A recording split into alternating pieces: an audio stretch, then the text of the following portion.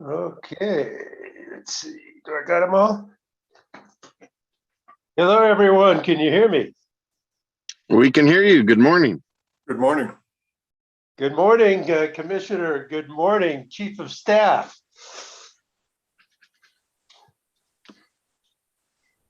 And let's see. All right, I think we're at 9:30. And Mike, are you here? Yes. Okay, terrific. So I'm going to call the meeting to order. Would you do the roll call? I will. Commissioner Vicente Aguilar. Here. Commissioner Hall.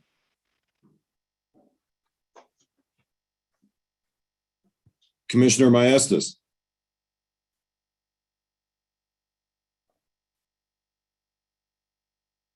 Well, we know he's here.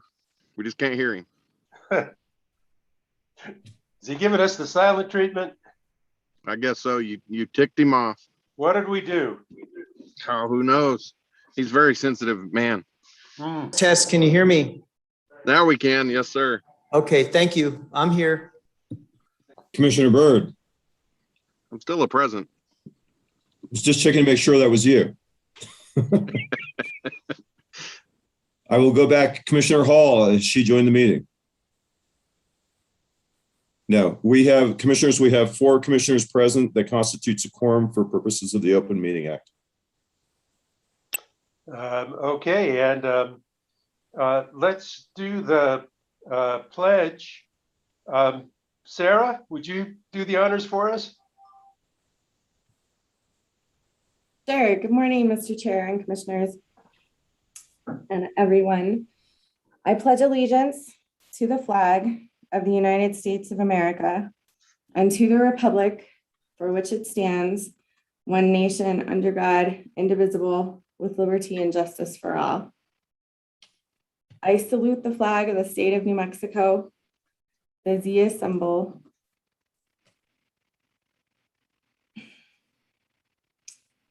Whoops, did we lose you? Perfect friendship Perfect friend. among united cultures. Thank you. Thank you, Commissioner Byrd. Yes, ma'am. Thank you, Jeff and Sarah. You are modeling teamwork. I am proud of the DRC. Mr. Chairman, it appears that Commissioner Hall has joined the meeting. Hello, good morning. Terrific. Sorry. Good morning, Commissioner. Consideration and approval of the agenda. Mr. Chair, Yes. I'm not wanting to change the agenda, just letting you all know. I'm doing my rate class this week with the NARUT rate class online. At 12:30, I have to go to Teams meeting. I will have both meetings on because I have to be a part of that one too. But of course, I'll be muted, and it may take me a second to respond to things if I'm in the middle of a discussion with my team. So I'm just making everybody aware. I'm going to be dual tasking at 12:30 on today. Thank you. Okay. I know Commissioner Hall has some commitments as well. And I'd had some discussion with General Counsel and with Commissioner Hall about moving a couple of items towards the top here. Before I do that, though, I wanted to find out if the presentation, how long the presentation is from the New Mexico Gas Company. Mr. Chairman, I would estimate it would be between 15 and 20 minutes at the most. 15, Okay. if that's what if you choose, we can go 15. Yeah, you're already on, and I kind of hate to just kick you off and have you wait 2 hours after that. Mr. Chair? Yeah, are you okay, Cynthia, if we do Well, 20 minutes with them? Actually, I thought the session was going to start again, and for the audience's awareness, I'm at a CREPC YRAP meeting. It's a Western Interconnection Reliability Advisory Board that I'm on. And I thought it started at 9, but it starts at 8, so I'm missing part of it already. So I really appreciate it if we could at least handle the SPS case first, because that was a case that I had requested be delayed, and I would like to be present for its vote, and it's on our agenda today. I think the other two regular agenda items would probably survive well without a vote from me. But this one I feel a responsibility toward. So I would only ask if we could handle that one case in advance of other matters today. And then I would have to get off to return to this meeting that goes until noon. Well, there's another one I'd like to put up at the top, and that's the Facebook Greater Kudo matter as well. Right. I would like to participate in that discussion. It's not a vote, but yes, that's another one that I would like to participate in if all possible. So Tom, would it be a killer if we put you set a We will time? be, certain whatever time you want, Mr. Chairman, we're very flexible, whatever time you want. monitor? Okay, and we'll just get to you right after we do those couple of things. That's fine. That's fine. And if that's acceptable to the rest of the commission. Thank you very much. I appreciate it, Mr. Dami. Absolutely, no problem. Thank you. So Sarah, could you pull up the agenda again? Right, in case I got it here. Yes, sir. I'm sorry. I'm having some trouble with my screen Oh, okay. this morning. Just a moment.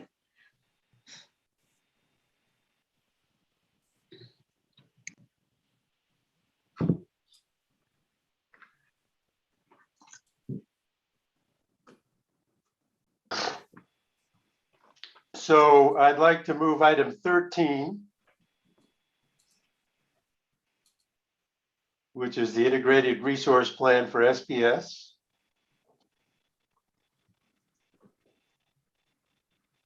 Okay. And where's the Facebook one? It's number 3, I believe. Number 3. So if we can, let's move those right after public comment. Do we have any public comment, Sarah? We do not, Mr. Chair. Okay, so let's just put that right after public comment, those 2 items. Okay.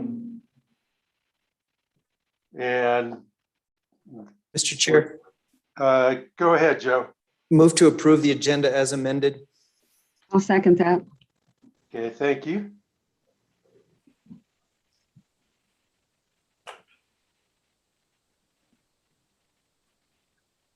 And would you take the roll, Mike? Commissioner Hall, Here. Commissioner Maestas, Aye. Oh, Commissioner aye. Vicente Aguilar, Aye. Commissioner Fishman, Aye. Commissioner Byrd. Aye.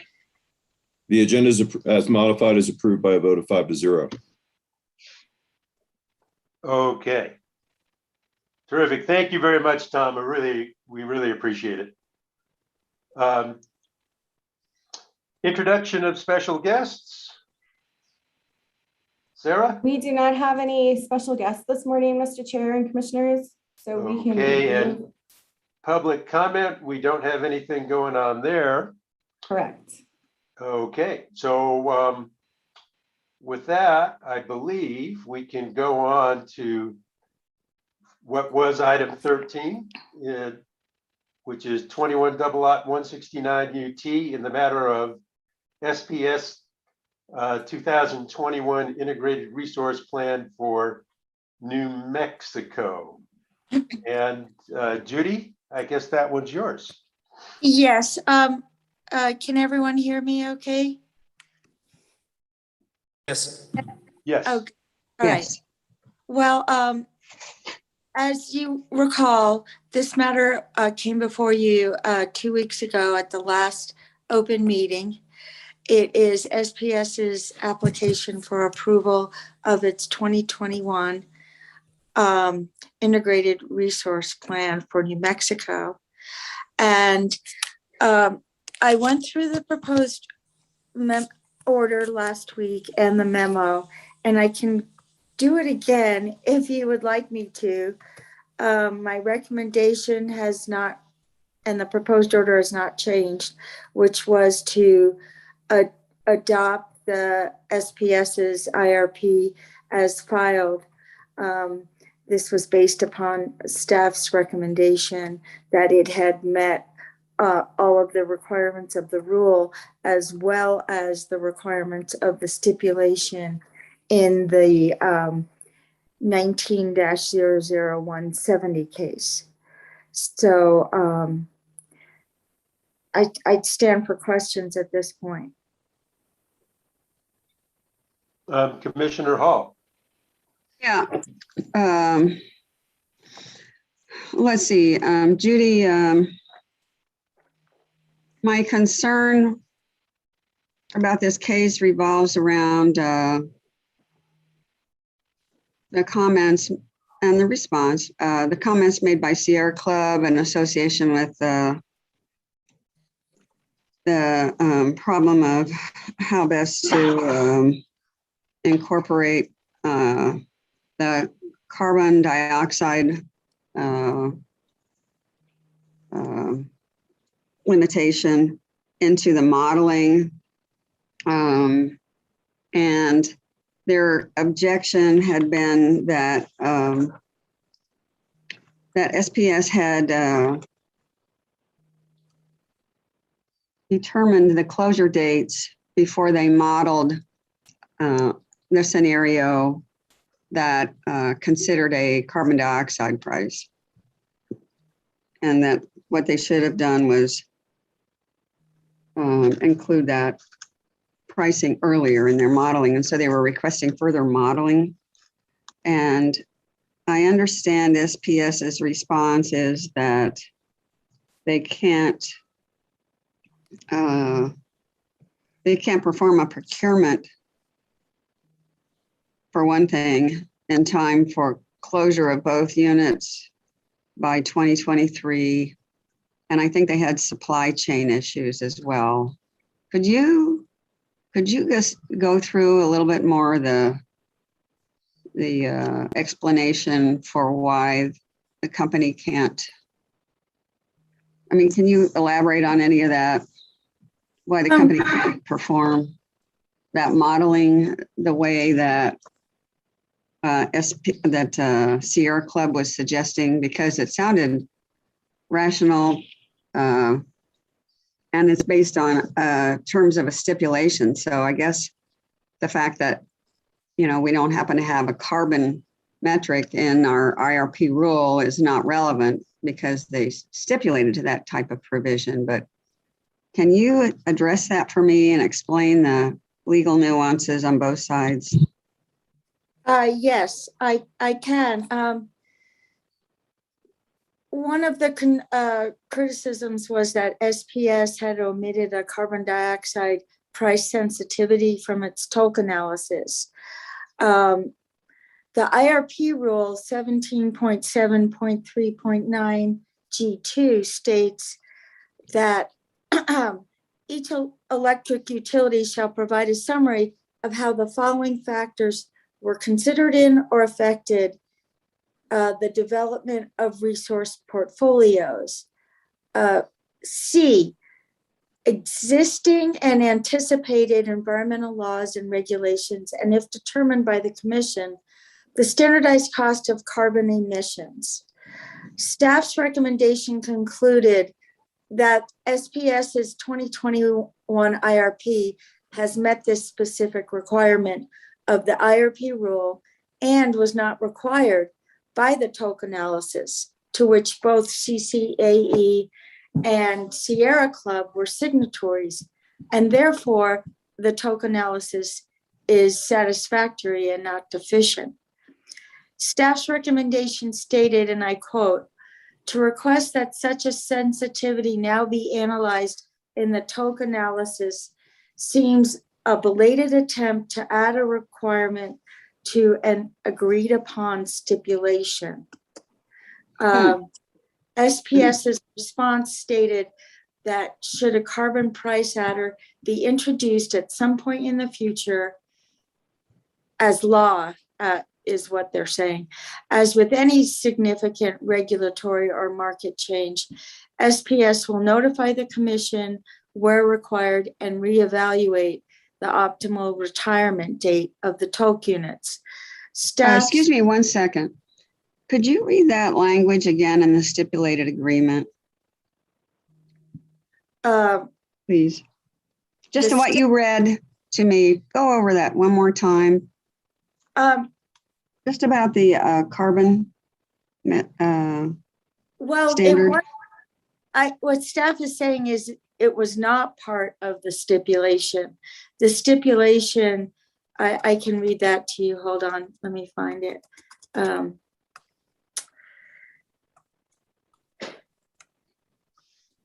Maybe that's where I'm confused.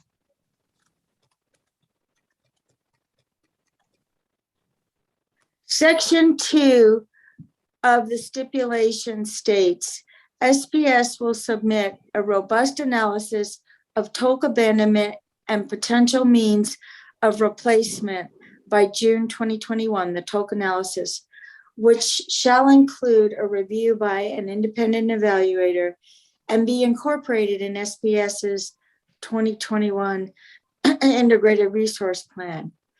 The TOC analysis shall include without limitation replacement resources priced based on an RFP or RFI process and the value of reselling the water rights. In the IRP public input process and prior to the filing of the IRP, SPS shall hold 2 technical conferences located in either Santa Fe or Albuquerque, New Mexico. The first technical conference will be for SPS to present and solicit feedback on the basic parameters and approach of its analysis. The second technical conference will be for SPS to provide and solicit feedback on the preliminary conclusions of its analysis. The TOC analysis shall include evaluation of 1, the type, technical characteristics, and cost of the resources needed to replace the capacity provided by TOC. 2, the economically optimal in terms of the public interest abandonment dates for TOC. And 3, the impact on customer rates of multiple abandonment scenarios based on the present value revenue requirements, considering SPS's integrated resource. I just meant the carbon dioxide part. That's all I meant.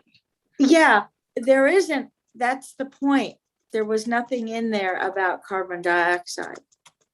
And so staff was making the point that to try to require SPS to do that now is trying to add something to the stipulation that was not there. All right. So Sierra Club is arguing that SPS omitted a carbon dioxide price sensitivity from its TOC analysis, but staff's recommendation stated, quote, to request that such a sensitivity now be analyzed in the TOC analysis seems to be a belated attempt to add a requirement to an agreed upon stipulation.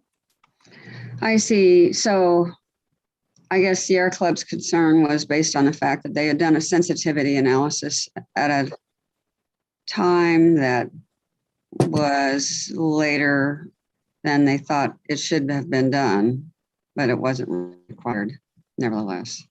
Right? Yeah, exactly. And that staff's recommendation concluded that SPS's response, which stated that if a carbon price adder was introduced as law, they would reevaluate. Staff concluded that that response was reasonable because a speculative future carbon price is not a reason to base the analysis upon. I understand. All right. Thanks. Thanks very much. Mr. Chair, that's pretty much all I needed to hear in this case. So I have no other questions. Mr. Chair, you're on mute. Any other questions, comments from commissioners? Mr. Chair, Go ahead, Commissioner Maestas. I had a question of Judy regarding the extension of federal tax credits. On page 72 of the IRP that was filed, SPS has indicated that their most cost-effective portfolio may change depending on the outcome or changes of federal tax credits in pending federal legislation. So my question is, what constitutes a material change in the MCEP that would require an amendment to the IRP? And what can we expect, quite frankly, from the other investor-owned utilities and their IRPs if there is a change in the federal tax credits? I believe that in this order, the commission could stipulate that a change in the federal tax laws would be a material change that would require SPS to file an amended IRP.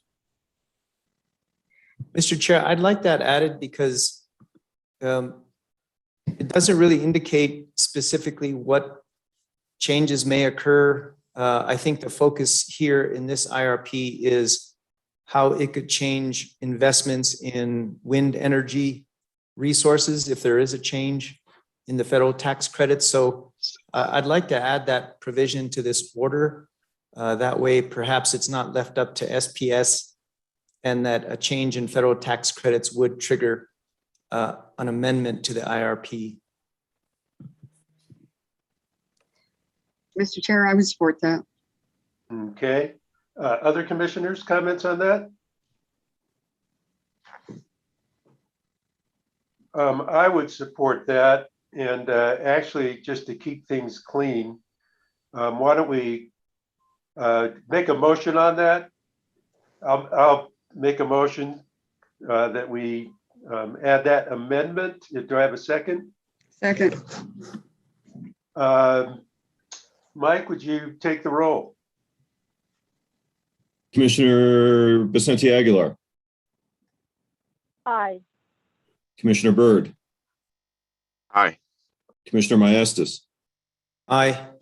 Commissioner Hall, Aye. Commissioner Fishman. Aye. The motion is approved 5-0. Okay. Commissioners, any other comments on the IRP? Okay, then I have an issue that I wanted to cover here separately, which is that in this IRP, there wouldn't be any need for new generation resources until 2031. I don't have it in front of me, but I'm going from memory there.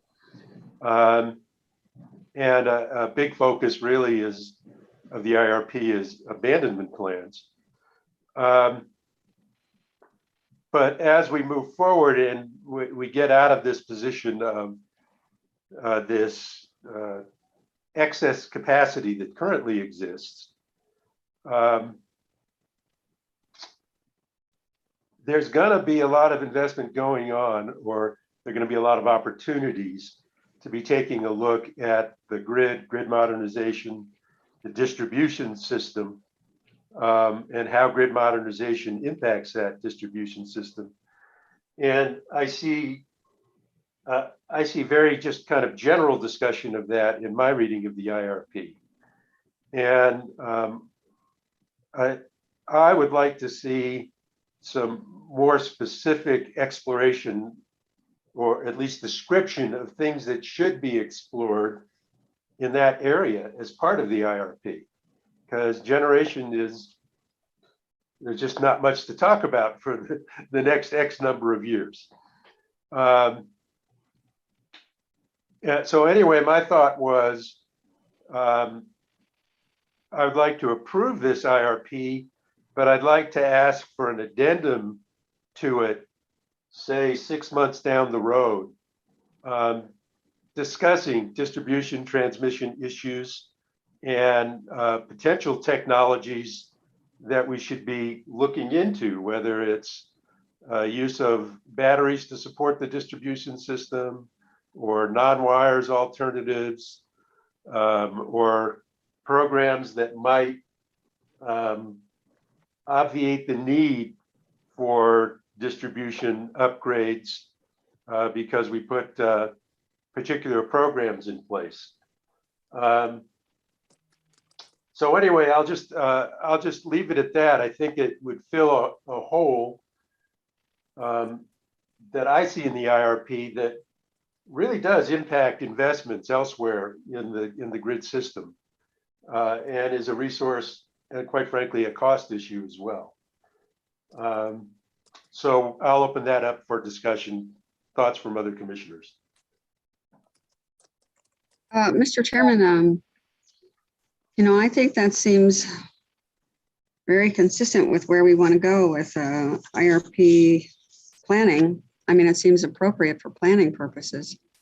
I mean, I could support it if we have other commissioners supporting it as well. And I think it's an area where we need to get a better handle on the impact of grid changes that are proposed or in the offing on cost savings and most efficient use of resources. So yeah, what jumps out at me, Commissioner Hall, is that we've got this grid mod proposal from SPS that's we're considering now for the smart meters and the reliability programs that go with it. But right now we're kind of looking at that all on its own as an island, without much context of the other things that are happening in that distribution transmission grid that this is intended to support. And I think it'd be really nice to at least see some options of those other things that would that could be built in that would use those smart meter capabilities, and that we have a picture of the investments that's linked together rather than looking at all these one-off projects. right. And to me, that's where this would help, is if we got that addition. I completely agree with that. Yeah. Comments from other commissioners? Mr. Chair. Yeah, Commissioner Byrd. So are you looking for just like a presentation from them on what their long-term goals are, or are you looking for, I guess I'm not sure what you're wanting them to provide. So that's where I got to ask first. Yeah, no, that's a good question. So I think what would be good is if they identified areas of congestion or areas of obsolescence in the distribution and transmission system, and the kinds of potential investments that might be needed to address those over the period. And then a discussion of technologies being considered. They don't have to make a decision on them, but how do they plan to address those issues? Is it going to be adding new lines, replacing lines, reconductoring? Will it be a demand response program? What are the kinds of things they can do to address those issues on the distribution and generation grid, or distribution and transmission grid? I guess just want to add that some of what you're wanting. They may have desires. SPS may have their own plan, but SPP has to approve or allow those things to be put into the system as well, because of they're part of a bigger organization. And just remember that Sagamore almost didn't get built because of the SPP approval process, which is something we as New Mexico had approved, before you and I came on board. Exactly. But it took them 3 more years to finally get approval through SPP. So we may get, well, we would like to do this, but then SPP says no. And so is there any value in getting information and then finding out that, well, it's can't happen anyway?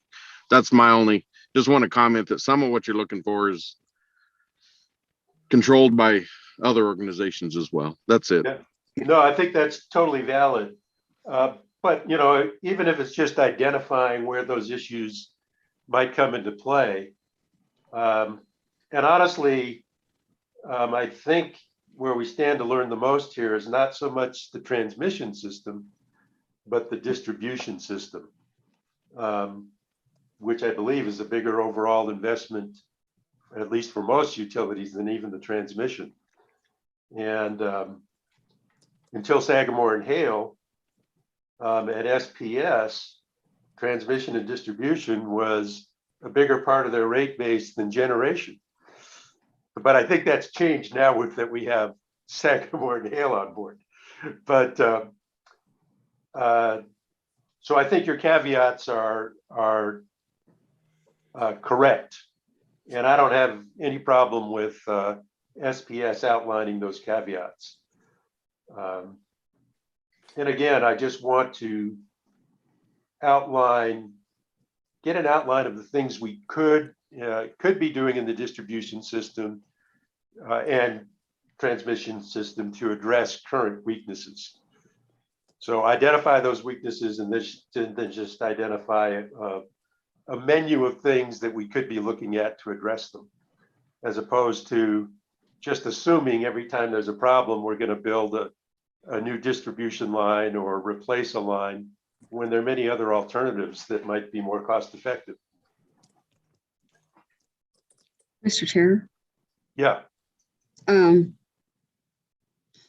Well, I think to the extent you're describing, changes in the distribution system and the transmission system, I think it's not inappropriate to be in the IRP and then certainly describe, the caveat that Commissioner Byrd describes, which is, something we haven't seen in IRPs. And I think it's a good idea to describe the relationship and the, authority divisions that exist between us and the RTO. So I think it's a good idea to put all that in. It just makes it a more comprehensive document. And it also kind of can illuminate the distinction between, in individual, with respect to individual aspects of their system, there are distinctions between the distribution system and the transmission system. I think we'd all stand to be better informed from a document that describes, the status of those different anticipated projects and changes. And I will point out in the IRP rule, it does talk about looking at demand response and demand side issues. That is absolutely right. And that they should be covered in the IRP. That's and right. That's part of building the whole infrastructure to do those things. Correct. That's implicitly saying we want to see this, the distribution system. We want to see into the distribution system. So, I'm not asking them to change anything. I'm just asking to 6 months down the road, add some commentary and thoughts about strategies about that. Yeah. And it's not to fight over, it's just to list what our options are and exactly list what things need to be addressed in that system. I think it'll be a stronger document. Mr. Chair? Yes, Commissioner Madison. So I guess my question procedurally is, we're not asking that the IRP be amended, but we want a subsequent filing to address, distribution and transmission planning and maybe expand on emerging and future technologies in terms of how they could conceivably be implemented in the planning horizon in this IRP. Is that what you're requesting? I guess I was suggesting doing it as an addendum to this IRP 6 months down the road to avoid opening a separate docket, and to just get used to the idea that that kind of planning goes hand in glove with everything that we've traditionally done in the IRP. So Judy, do you have some recommendations about that procedurally? Yes, Commissioner Fishman and members of the commission. I think you can approve the IRP as filed contingent upon a filing made by SPS in 6 months that would have a discussion of distribution and transmission areas of congestion or obsolescence, which is what you said, and the kinds of investments needed to address those weak areas, and a discussion of technologies that they are considering on how to address. And that filing, I would recommend, be reviewed and approved by staff. And then at that time, we could close the docket. So that I know the commission is focused in on compliance issues.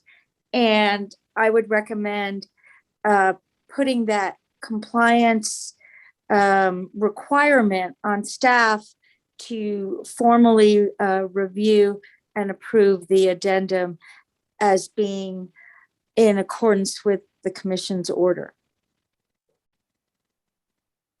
Thank you, Mr. Chair. I can support that. And perhaps, what you're asking for in the way of having a distinct element in the IRP that addresses transmission and distribution planning is something that the grid monetization work group is suggesting. And I know that they would prefer that we require eventually a standalone long-term plan for transmission and distribution planning, and then with time and conditioning, that it would be integrated as a component, as a primary component to the integrated resource plan. So I think we ought to begin moving forward towards that vision of institutionalizing the need for a planning document that addresses transmission and distribution planning. No, I agree, and it's kind of a first step in the right direction. And a lot of this information, I don't think it requires a lot of work to identify the areas where work needs to be done, because internally, I have to believe, or at least I pray, that SPS has a long-term plan about the projects that they need to do and where they need to shore up their transmission and distribution systems. So I think a lot of that work is already done. It's just kind of laying it out so that everybody can see it and understand what it means as we move forward. Mr. Chair. Yeah, Commissioner Byrd. Sorry. So I'm talking myself out of this idea. Okay. Here's what I knew you were going to get there. I knew it. Anyway, go ahead. What is the long-term? What is the long-term benefit of getting this in writing? So we can read When it? this is a fluid plan. Well, but it's a fluid plan that they have based, and I'll give you an example. 5 years ago, the southeast part of the state was booming. growing tremendously. They were building power lines. They still have power lines, I think, in construction down there, transmission lines. But now that area is kind of stabilized. And at that time, they thought it was going to continue to grow. And they were looking at maybe even another large transmission line, which I think is kind of temporarily on hold unless something changes again, which it could. And so these are fluid plans, kind of like highways. You don't want to overbuild unnecessarily. And what's the downside to having this stuff? And as usual, anytime a utility puts something in writing, somebody else will come along later and say, well, you said you were going to do this. And they'll argue, but that was just a plan. And they'll have this whole debate as to whether or not it was prudent and all the stuff, just like we're having with the IRPs. What I'm struggling with is, does the added heartache get overturned by any benefit from knowing what a long-term fluid plan looks like for any of the IOUs? So I'll come back with an example for you, which is that historically, investments in transmission, distribution, substations, those are looked at as 50-year investments that oftentimes are done with the expectation that there's going to be growth in certain areas. And in my reading, what I'm discovering is that half the time those projections turn out to be completely wrong. And we end up with overinvestments in particular areas, in particular regions of the grid, and underinvestments in others. There are so many new technologies that are now impacting the distribution grid that now allow us to make investments that are more flexible and scalable. You don't have to build to a 50-year projected demand. You might be able to use various new tools. It could be energy storage, it could be demand response, it could be specific technologies that are new that you could apply to the actual wires, that would allow you to make smaller investments where you don't have to rely on unreliable forecasts. And going through this kind of process would allow you to identify those kinds of opportunities to better manage those grid investments and, quite frankly, help reliability while keeping costs down. So those are the potential benefits I see. Agree. But again, you point to the fluidity of the plan. As you're pointing out, 6 months, a year from now, what they're saying is good today, we may find better technology or a better way of handling it a year from now. And so it's a fluid plan. Yeah. I don't disagree with what you're trying to achieve. And initially I'm on board. I have a problem with putting this in writing. The company's putting it in writing and then it being used to batter them over the head later. Yeah. And this causing consternation in future cases. And we've seen that happen. And that's why I'm, if everybody could take it at face value, it's a plan. And plans are meant to be changed when necessary. They'd be fine, but they're not. They're used as, well, it's in writing, therefore. So anyway, I guess another question, where does it go from being, where do we go from just observing that they are following regulation and start meddling into operation?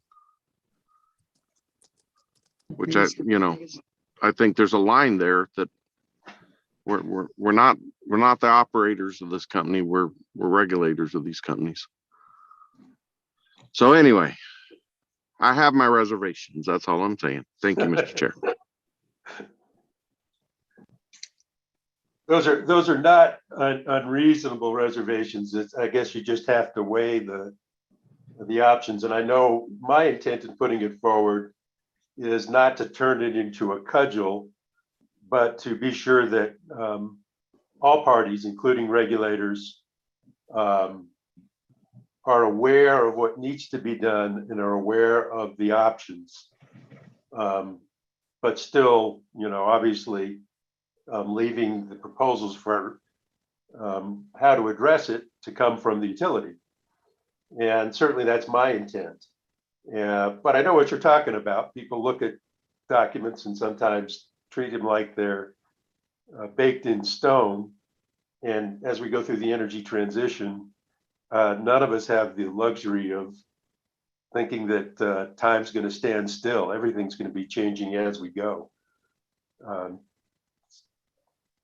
So anyway, just acknowledging, I think you make some good points. Doesn't change my mind though. Right. Any other discussion on this? Mr. Chair, Yes, if Commissioner there's Hall. no other discussion, I would move to approve the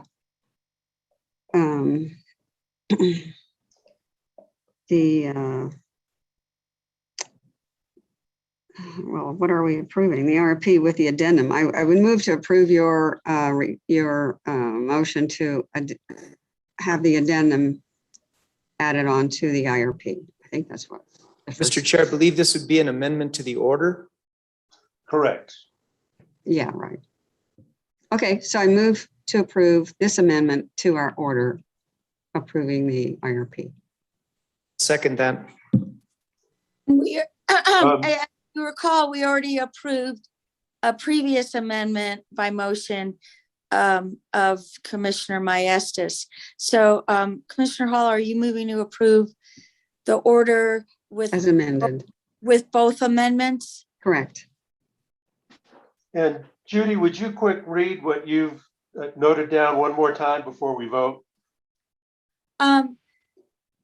That first amendment, that if there is a change in the federal tax credit laws, that the commission has determined that that would constitute a material change under the IRP rule that would require an amendment to the IRP. That was the first one. Second, then approve the IRP contingent upon SPS filing an addendum in 6 months that would discuss distribution and transmission areas of congestions or obsolescence and the kinds of investments needed to address those problem areas, including a discussion of technologies considered, how to address them, whether and that any kinds of ideas that they have, listing essentially a menu of things that they might be considering. And that staff would review and approve for compliance with the commission order. And then they would file a compliance filing. And after that, the commission could consider closing the docket. Okay. And one final point of clarification. This is not an action plan. This is just laying out the landscape. So those are two very distinct things.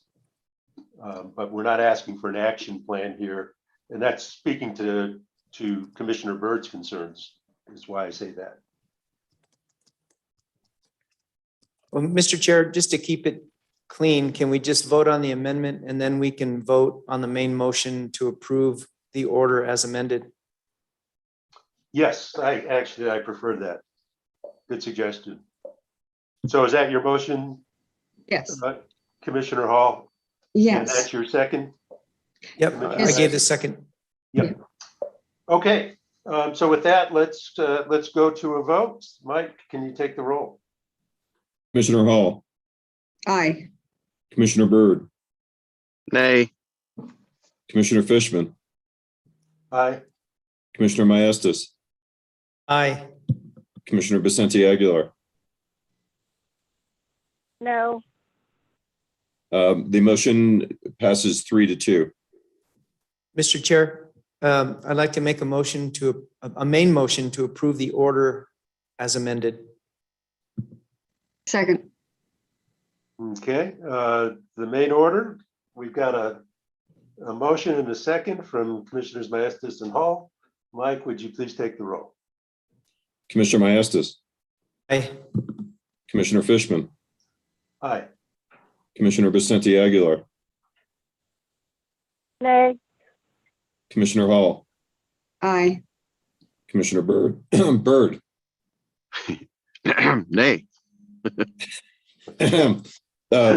The order is adopted by a vote of 3-2.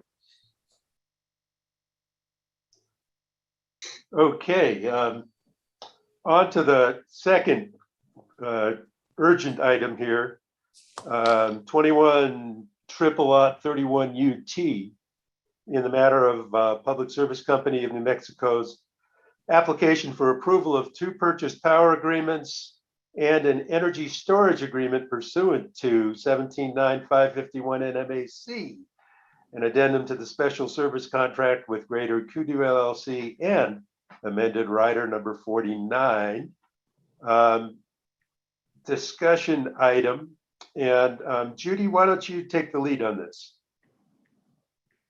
Yes, as everyone I'm sure remembers, in February, PNM filed an application for approval of an amendment, which they called an addendum to the special services contract that was originally approved in 2016 in case number 16-00091. It was a contract between PNM and Greater Kudu LLC, which is also known as Facebook. That special services contract has a provision in it that states that amendments to the special services contract shall be approved by the PRC if required by law or regulation. And for that reason, PNM filed an application requesting approval of the addendum and attached and also requested approval of the energy storage agreement and a PPA. After many months and hearings, the commission issued a final order which did not approve the addendum, but did approve the ESA, the energy storage agreement, and the PPA with Sky Solar and Sky Solar Energy Storage, 2 different LLCs. But reduced the size from 100 megawatts to 50 megawatts. On October 1st, and in that order, the commission stated that PNM could come back with a change to the addendum and that the commission would look at whatever change, but at the time, the commission couldn't approve it because they really couldn't understand whether or not there was no net adverse impact to other customers' rates. That being said, that was in August, and then on October 1st, PNM filed a notice of changes to the ESA and the PPA to comport with the commission's final order. The changes are that they decreased the amount from 100 megawatts to 50 megawatts. So that's in compliance with the final order. But they also added a provision that would delete a sentence contained in both the ESA and the PPA. And that sentence states that PRC approval, it was basically needed to constitute regulatory approval for purposes of triggering all the obligations under the two agreements. They wanted to delete that and state that the parties, meaning P&M and Greater Kudu and Sky Ranch Solar and Sky Ranch Energy Storage. So those are all three agree to waive NMPRC approval. So this raises the issue of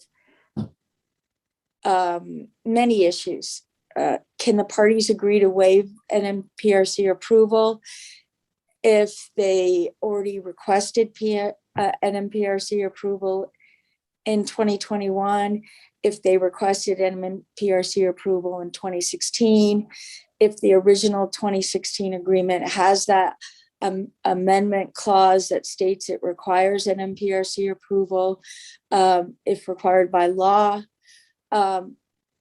Those are the issues that are being raised. And is this, so in response, on last Friday, a single signature order was issued by Commissioner Fishman asking staff and the other party, NMAREA, to make a filing today regarding their position on these issues, and that P&M would then have the ability to respond by this Friday on their position on these issues. And then potentially this matter would come back for commission order next week. So I think that sets the stage, Commissioner Fishman, but let me know if there's anything else you'd like me to elaborate on. No. The issue for me is that, and jump in, Judy, if I've got it wrong, is that we're bringing on new facilities. These agreements between the parties were previously approved by the commission, probably because you're looking at a situation where these agreements can impact rates for other customers. And I'm concerned that the motion or the proposal that we've received from Greater Kudu, Facebook, et al. Basically circumvents the commission's responsibility to regulate rates. So, I'm very much concerned with that issue, and I think it's really important that we explore it and make sure that we're not allowing three private parties to decide what financial obligations are for all the rest of the customers on the system. So I'll just invite other commissioner comments or thoughts on this issue. Mr. Chair. Commissioner Maestas. Well, I agree that the applicants can't make this unilateral change and simply delete a sentence that requires, our approval of amendments to the special service contract. So I support the order. Obviously, it's already gone out. I have several questions. One is more of maybe a procedural one. I thought in the past there was some controversy over asking interveners or other parties besides the applicants to respond to a certain change, as opposed to just dealing directly with the applicants. So why are we asking staff in NM area to file their responses? Why don't we just deal directly with the applicants? Judy, would you take that one?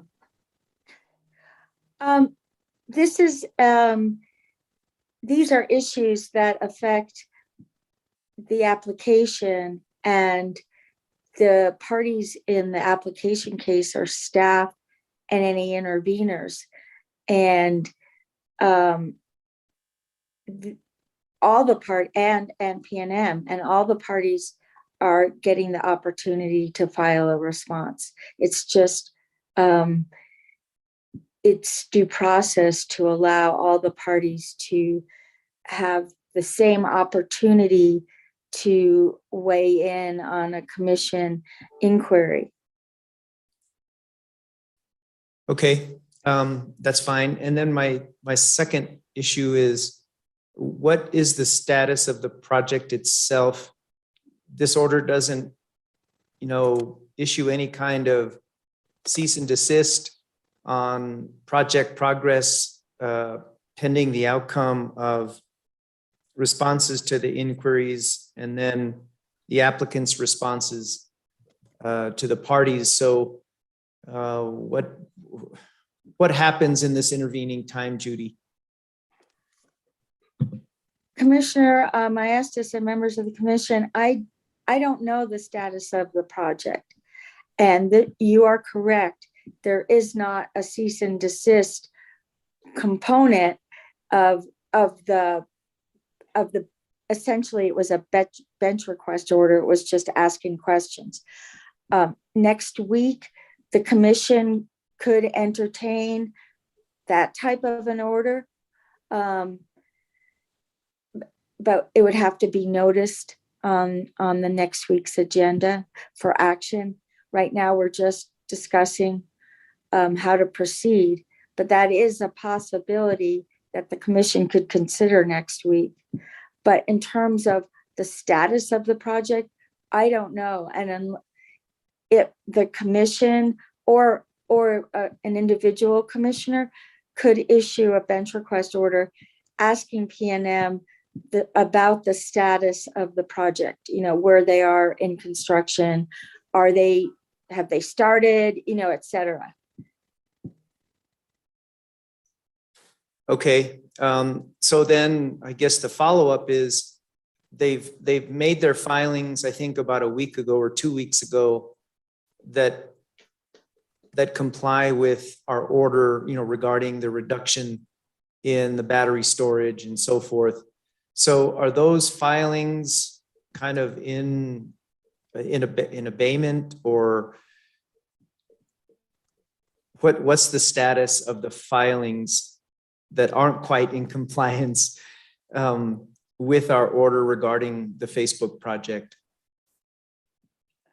Well, procedurally, that's an interesting question, Commissioner Maestas, because what PNM should have done was filed a motion requesting approval of deletion of that sentence, but instead they filed what they called a notice.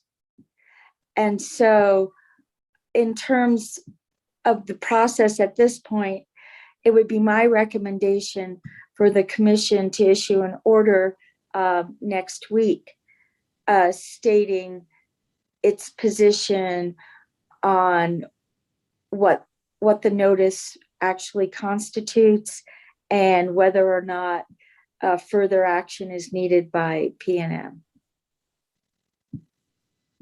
Mr. Chair, I would support that. I realize there's a due process component here for the parties in the case, but I think the greater procedural issue is the absence of a motion or the filing of a notice in lieu of a motion to delete that sentence that requires our approval of the special service contract and so forth. So I would support that action in the next meeting.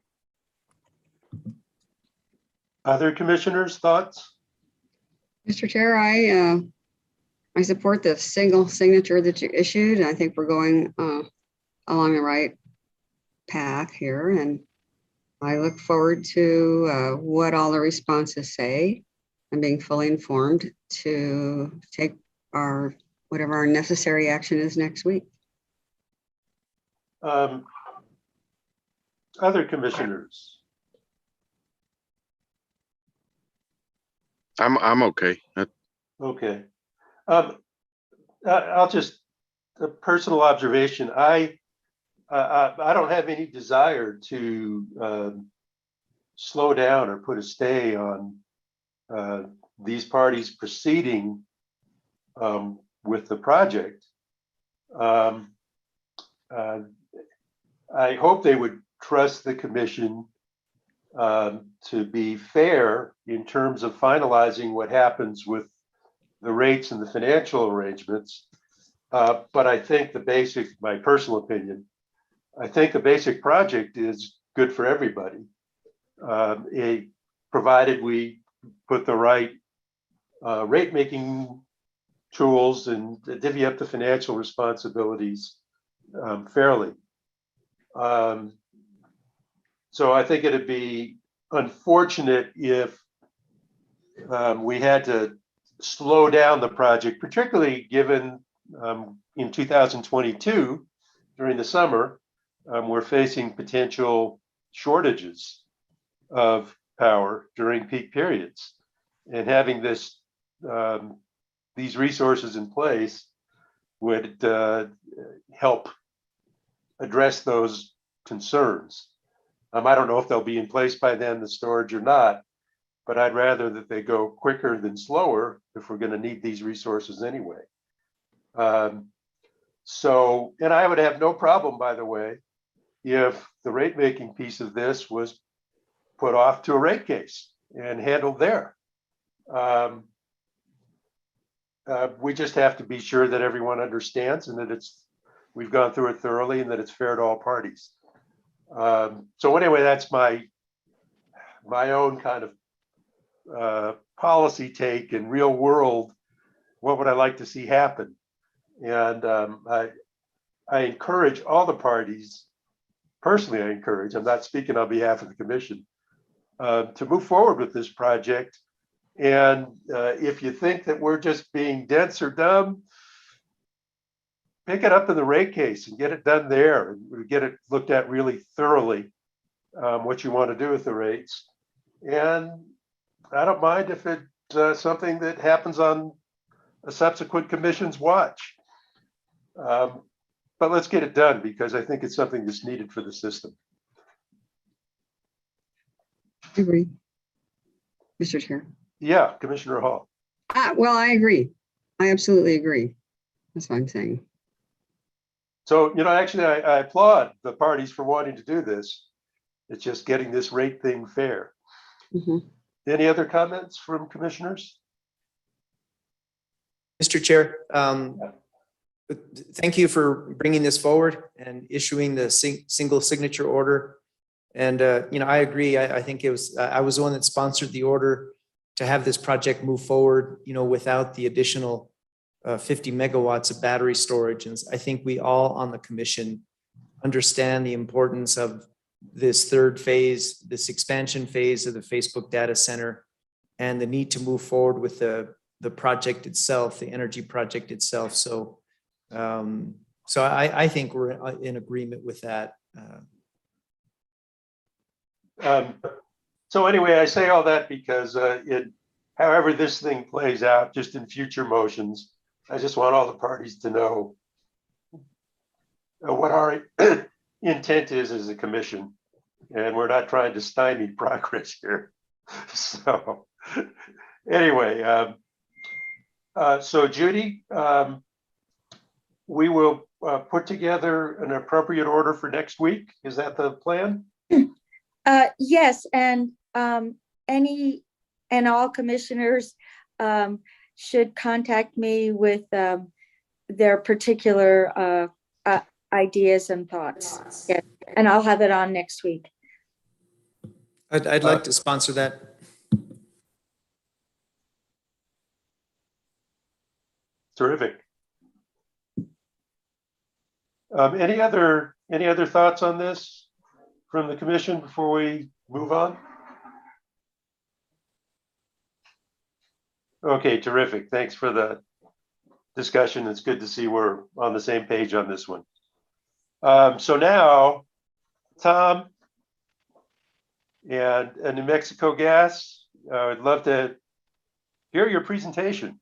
And thank you Mr. for your Chairman. patience. Mr. Mr. Chairman, thank Chairman, you. excuse me, Mr. Chairman, I'm Yes. going to have to sign off now to return to the conference. Thank And I you for regret missing helping the us. presentation, but I can hear it on the copy, the tape that's made. So Thanks for sticking around for those two more urgent items. I appreciate it. yeah, I appreciate you revising the agenda to allow that. So thanks very much. Have a good day, everybody. Okay. So with that, Tom, you've got the floor. Thank you, Mr. Chairman, Commissioners.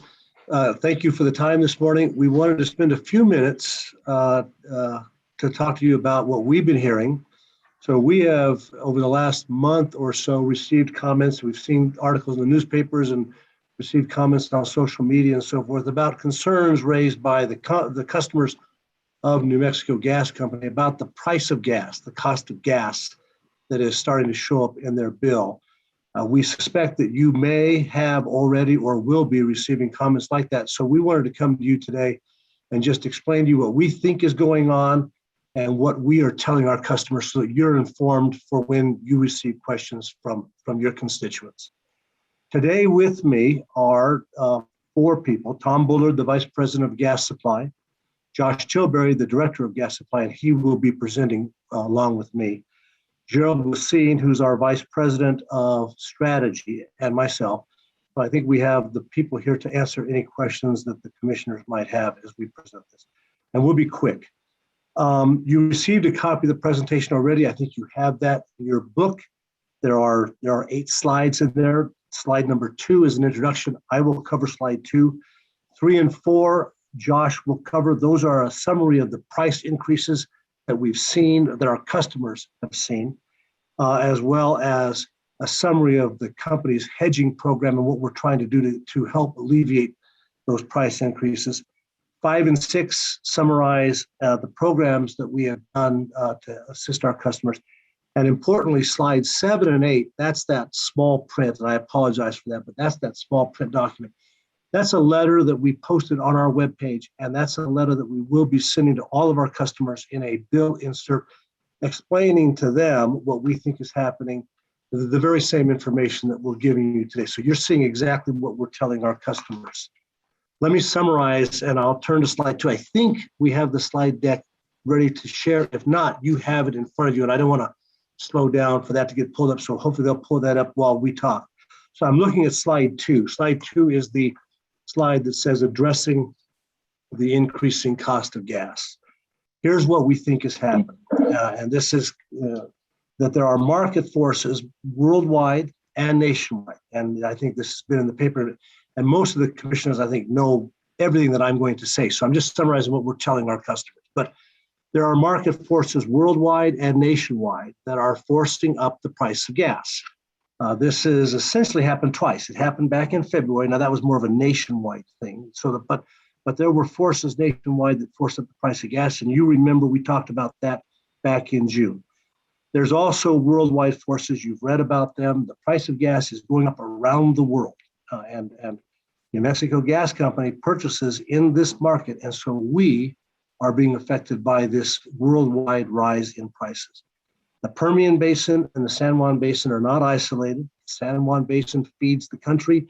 The Permian Basin helps feed the world. And so we're competing with that, both nationwide increases and worldwide increases for the price of gas. New Mexico Gas Company is not a producer. And in fact, we're not even really an influencer in the market. We're not big enough to really influence the market. The market, we have to pay the market price, and that's what we're doing. We work very hard to purchase gas at the lowest price, and then we pass the cost of that gas through to our customers without markup. That's true whether the price goes up or goes down. In essence, New Mexico Gas Company does not control the price of gas, and in fact, New Mexico Gas Company does not benefit when the price of gas goes up or down. Indeed, it could be argued that we benefit if the price of gas goes down because our customers are happier with us. So we don't benefit if the price of gas goes up. So some of the comments we've received is that New Mexico Gas Company is forcing the price of gas up as we go into the winter as a benefit to this company. And that's just simply not true based upon the realities of us passing through the cost of gas without market. This was true in February, and it's true now when the price of gas is rising across the world. We do expect prices to stay high for several months, perhaps through the whole winter season.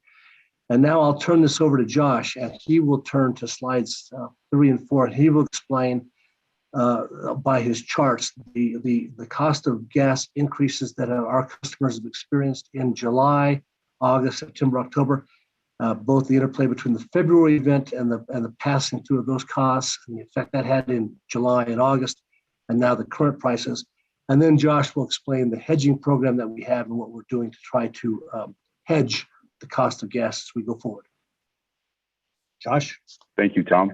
Thank you, Tom. Good morning, commissioners. In front of you on page 3 of the presentation is the pricing for natural gas. Before I get into the pricing of natural gas, I'm going to focus on the charts so we all know what we're talking about. On the left-hand side is price per MMBTU. And so how that translates to the customers, you can just move the decimal place to the left one point, or essentially if I pay $4 an MMBTU for gas, it translates to 40 cents a therm to the customer on their bill. Across the bottom, you'll see months. We started in October of last year, kind of a look back over the last year and what's happened to pricing, historical, and then really a look forward from October forward on where prices are. That blue line is really an average, a simple average of San Juan and Permian pricing. We just took the 2 prices for each month and did a simple average, just kind of give a representation of what prices have done. And if you start in October of 20, we're roughly trading around $1.75. And we had a slow uptick through last winter. And really you start to see an increase in prices really starting in June. And we start to see an increase steadily and a real big jump in pricing from September to October. And that's when we start to get into forecasting of this chart. Really from October forward, that's what we're forecasting prices to look like for this upcoming winter. And you can see really when you compare last October to this October, doubled is what we're looking at. And so customers, when they use gas this year, are going to be paying for the commodity twice what they paid last year. When you look at the price of the commodity for this upcoming winter, last December, we paid roughly, I'll call that $2.25. This winter for December, we're going to be up around right now $6. And the thing to keep in mind when we're talking about forecasted price is it's a forecast. It's going to change, and it's changed a bunch. 2 weeks ago, this chart would have been up around $7. And so the market has come down on the forecasted price in the last 2 weeks down to $6. And so there are a lot of factors that are going to come into play as we move into this winter, whether the prices will remain the same, go up, or come down. One of the impacts that our customers experienced is the recovery of last February's 5-day winter event that we had, right? We were here, I believe, last April, seeking permission to recover those fees that we had. And those fees, that recovery of those fees went into effect in July. So while we saw an increase in price in July a little bit, really the big driver of that increase in price to our customers was the recovery of that cost that we had in February. And you see those costs kind of continue. They're larger in the summertime because we have less throughput, therefore really affecting customers. Although they'll see an impact on their bill, it's less because they're just not using a lot of gas in the summertime, really hot water heaters, cooktops, and stuff like that. Then come October, you see a dip in that price. And that's because we have a rate design that is trying to levelize impacts to customers, and therefore you see a decline. But what also happened in October, and you can see it, is we also had a large increase in price for the commodity. And so what's happened is the customers are seeing not only recovery of the February event, but also an increase in price. And so that's really the point of this slide, is to kind of communicate where prices have been, where we are currently, and what we're looking at right now going forward. Take a brief pause, see if anyone has a question before I jump into what we have in place to help protect customers and what we're doing. Josh, this is Commissioner Fishman.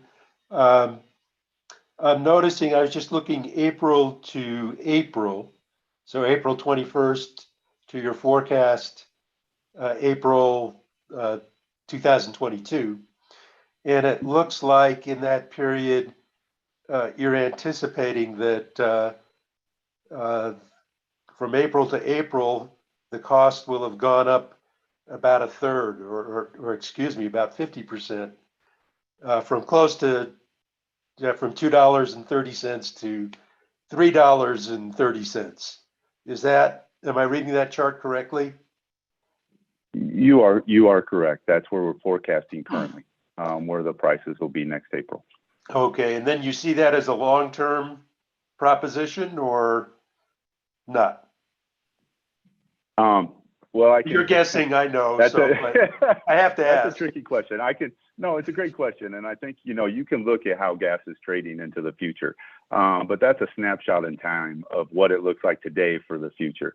And yes, it does levelize in the summer and then go back up in the winter. But where we're going to land, it was really driven by so many factors that I would be guessing at this point. You're absolutely right. Okay. All right. Mr. Chairman, this harkens back a little bit to the prior discussion about you put it in writing and people look at it and think that we're held to it. So that's just a projection, a forecast. Transparency is taking a beating today.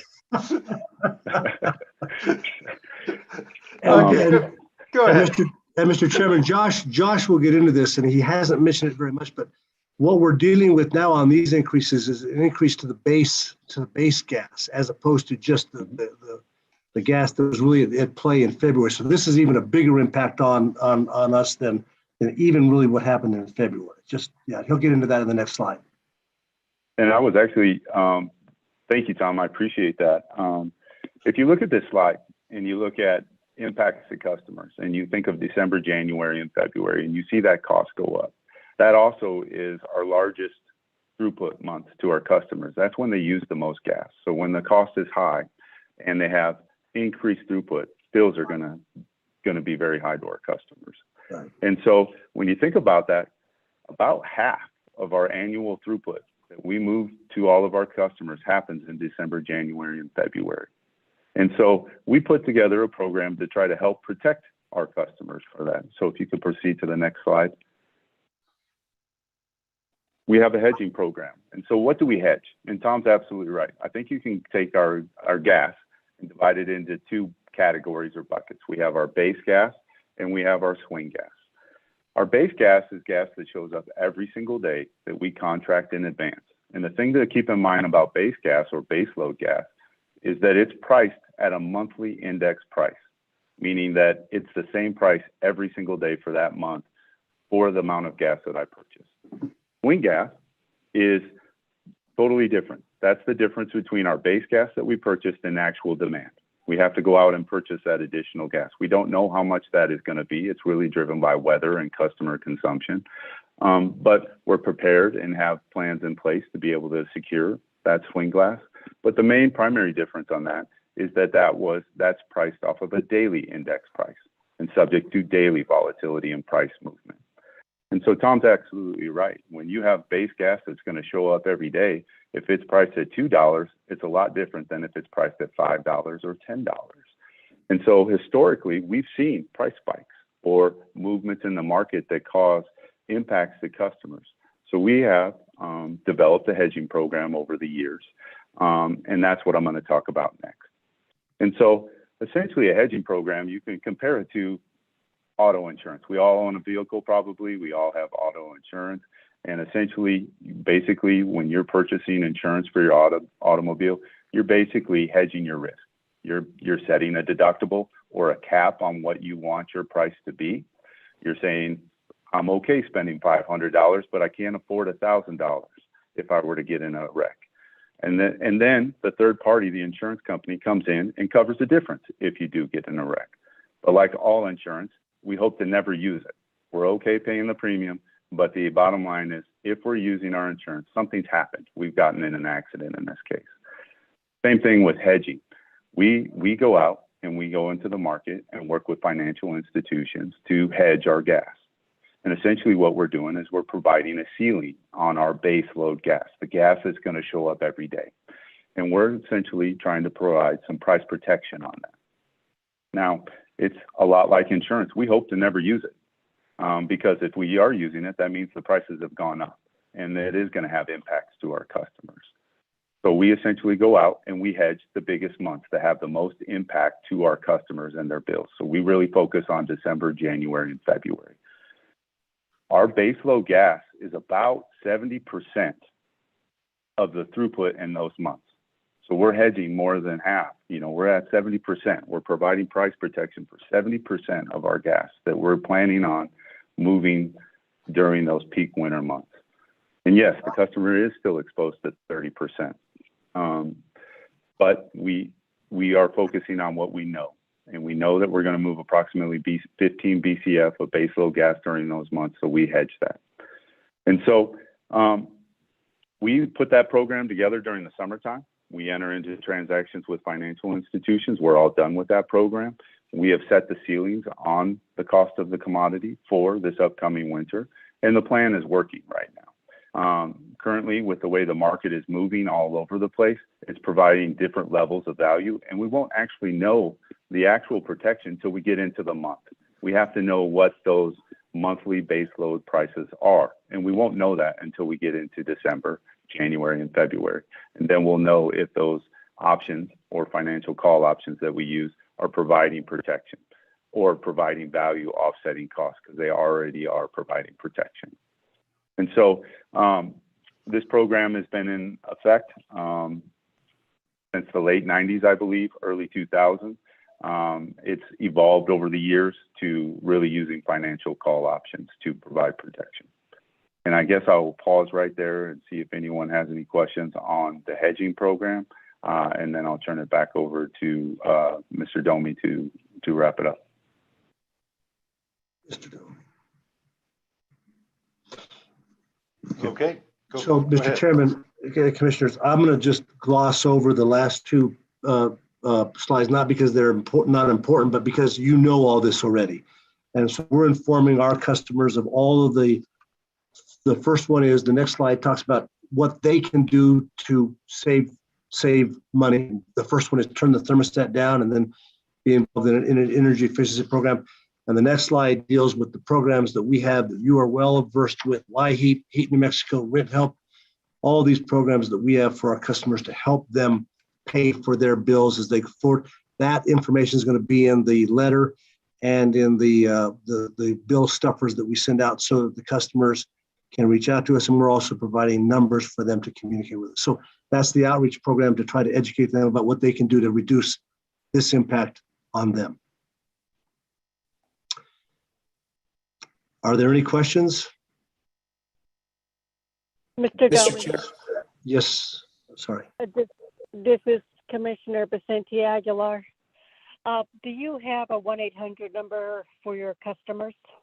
We have a 1-888 number, so it's essentially the same. We have a number, and it's on the bottom of that sheet. So that's the number they can contact us. Great. I also like to ask, what is your push? What is your plan as far as advising New Mexico Gas Company customers to move forward on prepayment plan for the entire year, or perhaps the next 2 years? Because is that something that your company has looked at, or is that something you can respond as far as my comment is concerned?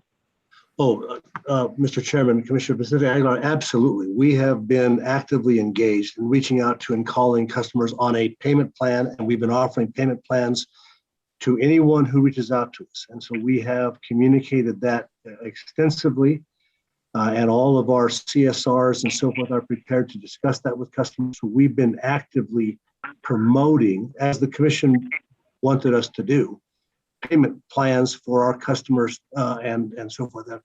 The response has not been as great as we want. We continue to push that. This fall, we're going to actually do another reach out to customers and talk to them about the gas pricing issue, as well as, again, promote payment plans and working with the customers. We pride ourselves on that kind of outreach program, and we're going to continue it, Commissioner Vicente Aguilar. Mr. Domi, I would like to also ask you about outreach.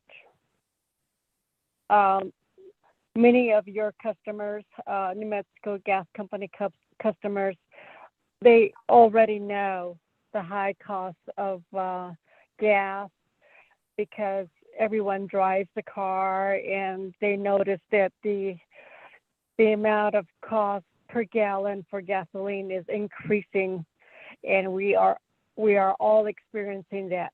And that goes the same for your customers as well. Right. So maybe that is the reason why they don't have a whole lot of questions, but I think your company needs to be proactive to hand out pamphlets at the Yes. grocery stores and let them know there's a payment plan, because my mind is at ease when I know that I have a prepayment plan, and I don't worry when the prices are gonna rise so dramatically. So because we also heard so many comments from the incident that happened in the state of Texas, and we don't want to alarm ratepayers that, certain companies did not reach out to them or there was no proactive plan. But I would like to suggest, if you can work with our public information officer, we have an excellent public information officer on the PRC staff. If Sarah, I don't know if you're listening, if you can reach out to Mr. Dome and do a press release, and hopefully they can set up some outreach tables. 2 hours is all I'm asking for, Mr. Dome. 2 hours at one grocery store on the east side of Albuquerque. 2 hours on the west side of Albuquerque, east side, south, and north. All I'm asking is 2 hours for your staff to go out there and just hand out pamphlets. I know that you indicated that you're going to send out bill inserts, but a lot of times, many, such as myself, we get so many bills, a lump sum in our mailbox, and we don't necessarily pay attention to every page. But if you do, like, everybody goes to the grocery stores. So if you can do some type of an outreach, I think that would be a great plan, Mr. Domi. Mr. Chairman, Commissioner Vicente Aguilar, we will absolutely reach out to the PIO for the commission, and I've been working with our communications department, so we're thinking about ways to do this, and your idea is a good one. The bill stuffer will go to everyone, and it's on our webpage, but I think your ideas are good, and we will certainly look into that. Yes, Mr. Domi, I would like your company to work hand in hand with our PIO and make sure to let the people know that we're all on the same page and distributing the right message to the people. Thank you. Walking up the stairs with it too. So, Mr. Chairman, that's all we had to present. If there are no more questions, I would like to take just one moment and inform the commission of something. I have reached that magical age where I qualify for Medicare and retirement. So I am going to be retiring on December 1st of this year, December 1st of 2021. And Gerald Wassine is currently our Vice President of Strategy. He's going to be taking over as the Vice President of Regulatory and External Affairs. He's on this call, but so he and I have been working together to make a seamless, smooth transition, and so you will be in good hands with Mr. Wassine. I just personally have enjoyed appearing in front of the commission time and time again. I hope I've helped facilitate the commission's work as well as this company's. I will probably remain somewhat active as a lawyer, but on a much, much, much slower pace. And I hope to see you all again. So that's just a personal note, Mr. Chairman. Thank you. Tom, Mr. we're gonna Chair. miss. All right, Mr. I'll Chair. just think, I'm gonna miss you. And what can I say? You're just Hand me that mic. you're a calm presence, This and one's you kind of flipping. and just I really appreciate just kind of the pragmatic, uncomplicated way that you present issues. And as a commissioner, I'm really appreciative of that. I appreciate that, So I, Mr. for Chairman. one, Thank will you. miss you. Thank you very much, Mr. Chairman. Mr. Chairman. Commissioner Maestas. Yes, congratulations, Tom. I enjoyed working with you, and I wish you nothing but the best in your, it sounds like a semi-retirement, but very exciting. I get to be in control now. That's what I'm looking forward to. Well, now you can open all that unsolicited mail from AARP. Great interest. Yes, you're right. Thank you. Thank you. But I have to say, Tom, is that if you've enjoyed presenting in front of our commission, it's probably a good thing that you're moving on, because you need to get a life. Yes. I have a thick skin, Mr. Chairman. I was a lawyer before I went in-house, and I get to go back to be a thick-skinned lawyer. So that's, yes. There you go. Mr. Chair. Yeah, go ahead, Oh. Commissioner Byrd. Can he not hear me? Yeah, Commissioner we can Byrd? hear you, Commissioner Hall. But you left. It's still here, unfortunately. So if you enjoy presenting to the commission, just think how much more fun you would be if you were a hearing examiner. I don't think I'm qualified to do that. So that's a tough job. I don't know. I like that expression though. You're like, what? I hadn't thought of that. Maybe I'll send my resume in. Well, Commissioner Byrd, thank you. It's a great idea. Good recruiting. I'm still laughing. Commissioner Hall, were you going to speak? Well, yes, and I didn't intend to still be here, but I'm just still trying to get out of I have to finish packing while I'm on my way before I go over to the conference. So anyhow, I just wanted to say, having heard that from Mr. Dami, I wanted to speak up to and say I really appreciate his presence before the commission. He's always been a voice of calm and information, and just a very welcome presence before the commission. Thank you. And I congratulate you in entering this next phase of life, and I'm sure you'll enjoy it. And I think you're wise to take that step while you're still young and healthy, and you can enjoy life a lot. So I congratulate you. Thank you, Commissioner Hall. Thank you very much. I appreciate that. Yeah, you're welcome. Okay, Mr. well, Chairman. yeah, Commissioner Vicente Aguilar. Yes, Mr. Domi, congratulations on your retirement or going to a new path. I think your company, your representation on behalf of the company has been enormous. You saw the levels of people that just expressed concerns on distribution of natural gas in northern New Mexico and throughout the state, and you covered it very well.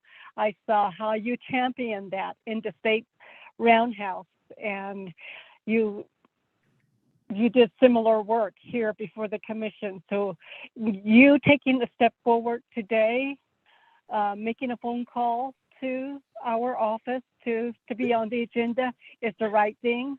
And I wish you nothing but the best. Thank you, Mr. Domi. Thank you, ma'am. Thank you. I appreciate that. With that, Mr. Chairman, we are done. Thank you very much. Thank you.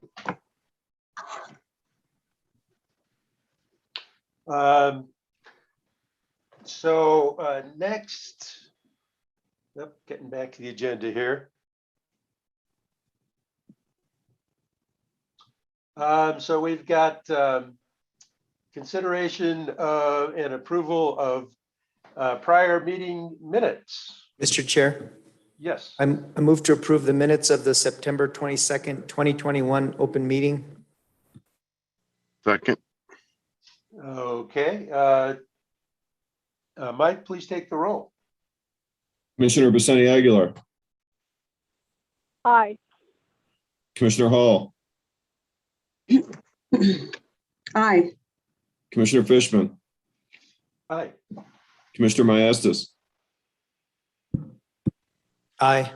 Commissioner Byrd. Aye. The September 22nd, 2021 open meeting minutes are approved by a vote of 5-0.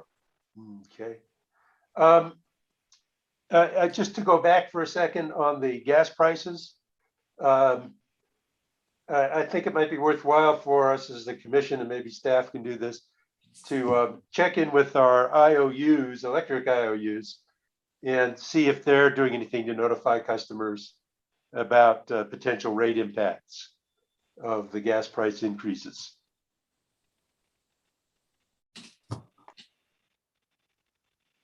So, John, is that something, John, if you're on, is that something we can do?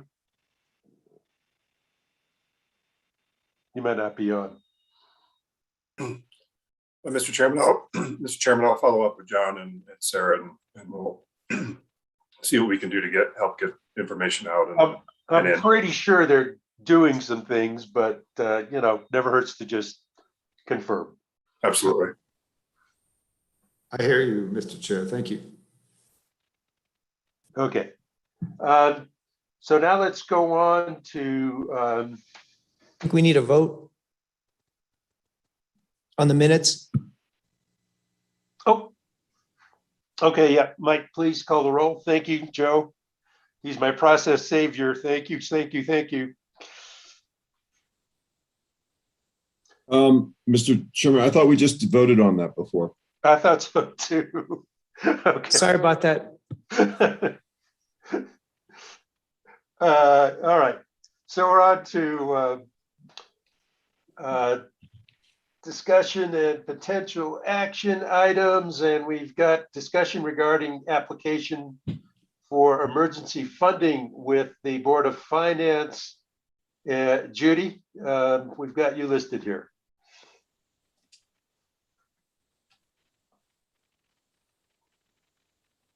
Judy?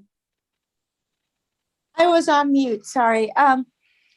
Yes, there's a resolution proposed before the commission to authorize the Chief of Staff and the Administrative Services Division to apply for $100,000 in emergency loan from the Board of Finance, and to submit the application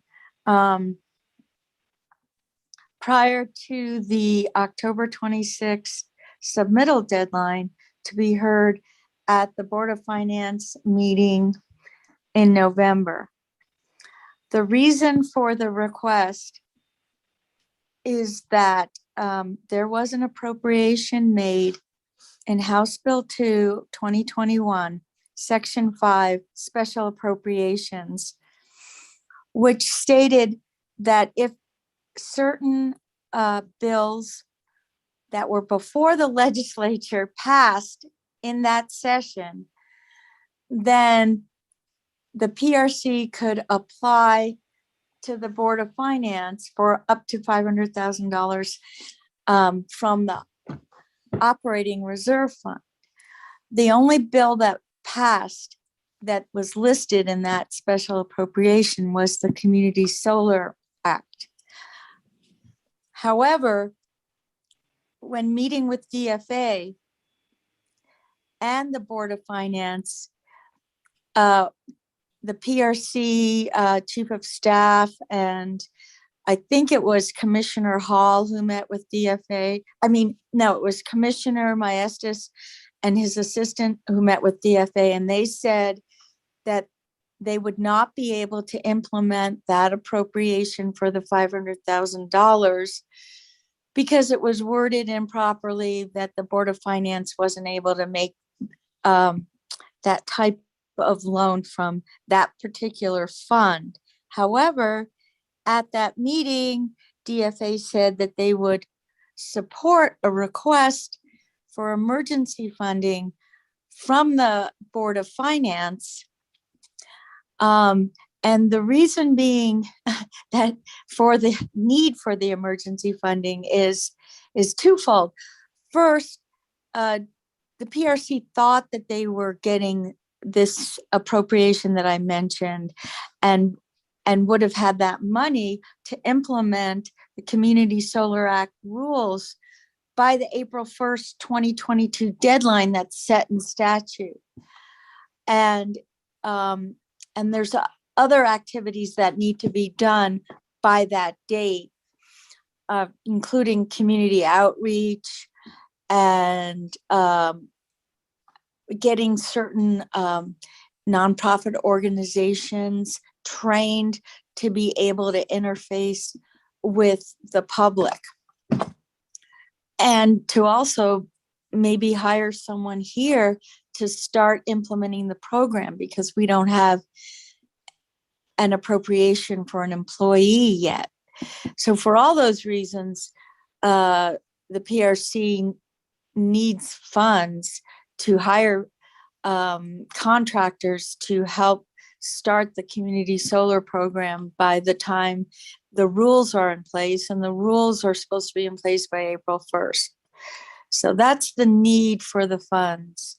We also concurrently will have a budget request for the FY23 budget for employees, but this is separate from that. This is for this time period between basically November and July, the beginning of fiscal year 23, so that we can keep moving forward with the implementation of the Community Solar Act.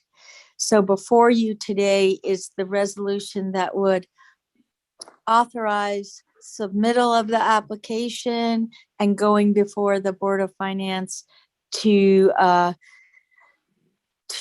support our application. And I'm sure that Commissioner Maestas and Chief of Staff will have things to add to what I just stated.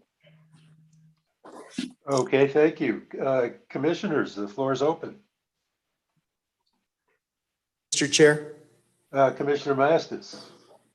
Yeah, I realize that this, this path to obtain emergency funding is certainly out of the ordinary, but I think we can attribute that to the way the legislation was written. And I missed the meeting with the DFA Secretary, Debbie Romero. I believe Chief of Staff, Wayne was there. And I believe my assistant was there, but the indication from DFA is that they understood this extraordinary circumstance regarding the way the language was written in House Bill 2, and they extended an offer to assist us with the application.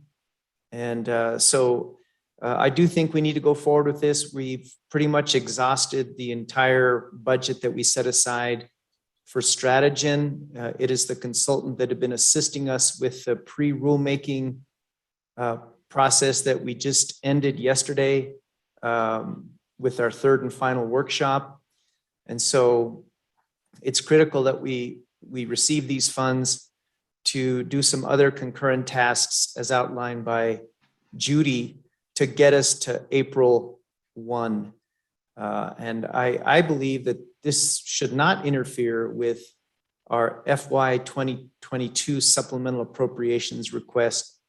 And I think it's consistent with our fiscal year 2023 request to repay this loan. So I think we have cooperation by DFA to hopefully be an advocate on the Board of Finance. And we do have experience in going before the Board of Finance, I believe, for emergency appropriations regarding the office here, the office lease. So I hope that my colleagues would support this resolution. Thank you. Other commissioner questions, thoughts? Mr. Chair. Mr. Chairman. Let's go with Commissioner Vicente Aguilar and then to Commissioner Hall. Thank you, Mr. Chairman. I would like to ask our Chief of Staff, Wayne Probst, or Renata. So the reason why we would like to apply for the loan is because we have exhausted the contract that was approved. Is that correct? Mr. Chairman and members of the commission, first of all, good morning. Nice to see you. Commissioner Vicente Aguilar, yes, I think Commissioner Maestas gave a good description of where we are with our current FY22 budget. As we've discussed on a number of occasions, this fiscal year is particularly tight for our budget. So we don't really have any additional room in our contractual services budget to do some of the work that needs to be done between now and the April 1st deadline for the rulemaking. So that's the purpose of this loan. I think again, as Commissioner Maestas indicated, what we'll probably do is, if we are successful in receiving this loan from the Board of Finance, we will bring a request to the Commission for approval of an additional supplemental appropriation request to pay it back. That was something that was suggested by DFA as well. So kind of a few moving parts here, but if we're successful with the loan, we will probably ask the legislature for a supplemental appropriation to pay back the loan, because I think it was pretty clear, even though the language in House Bill 2 may not have been as artfully drafted as it should have been, that the intention of the legislature was to provide the commission with resources to carry out the mandates of the Community Solar Act. Thank you, Chief of Staff, for explaining that. My next question is this a healthy fiscal responsibility as an organization? Or are you going to, is the resolution has been submitted and placed on the agenda for a vote up or vote down type of action? I need to know the financial standpoint. Is it a healthy way to project and to move forward with our organizations? And I'm getting to the point of where we have our financial officers set in place to look at all the numbers and the whole budget. And I need to hear from the administrative side. Thank you. Mr. Chair, members of the commission, I can try to address that. I do think I think this is a fiscally responsible thing to do. It's not a perfect situation. Obviously, it would have been better if we had just received a direct appropriation in House Bill 2 for this purpose, but we didn't. The commission approving moving forward with the request doesn't mean that we're going to actually receive a loan from the Board of Finance. As Commissioner Maestas indicated, I think they've offered assistance in preparing our application, but in the end, it will be up to the Board of Finance to choose whether or not to approve the loan application. So I think it is a fiscally responsible thing to move forward with, and then as we get into the legislative session, try to get some funding, additional funding for this purpose going forward, but also to cover the cost of this loan. Great. Thank you. Thank you very much. Thank you, Mr. Chairman. Thank you. Commissioner Hall. Mr. Chair, I just wanted to say I support this effort. I commend Commissioner Maestas for his initiative in trying to continue to find funds to proceed the way we need to, given our mandate. So I support this. Other comments from commissioners? Mr. Chair, Yeah, Commissioner Byrd. quick question, Mr. Props. You said we may have to pay Board of Finance back. They'll treat it as a loan and we have to pay them back. Is that correct? Mr. Chair, members of the commission and Commissioner Byrd, that is correct. This is a loan request, so that they will be making a loan to us of $100,000, assuming that the Board of Finance approves that loan. Where do they get their money? You know, Judy, as a ex senior staff member at DFA, may be able to answer that better. This is just a pot of money that they have. I think I assume it's a direct appropriation from the legislature to the fund. But truthfully, Commissioner Byrd, I don't know how all the ins and outs of how this pot of money gets allocated or lent out. Commissioner Byrd, members of the commission, there's a statutory authority and in House Bill 2, an appropriation into the Board of Finance emergency loan and grant funds. And it enables the Board of Finance to make emergency loans or grants to public entities if an emergency exists. And in the resolution, it specifically, states the criteria for an emergency. And that may be the point that the Board of Finance may have a little, there may be areas of controversy or disagreement on that point, but we believe it fits within the criteria of the emergency, because without it, we will not be able to perhaps meet the statutory deadlines that the legislature meant us to meet of April 1st, 2022. And without it, the legislature's intent will be thwarted, because the legislature intended to grant us $500,000 up to $500,000 if any of the bills passed. But because of poorly worded House Bill 2, DFA is unable to implement that appropriation. So this would just be a way to ensure that the legislature's intent was fulfilled.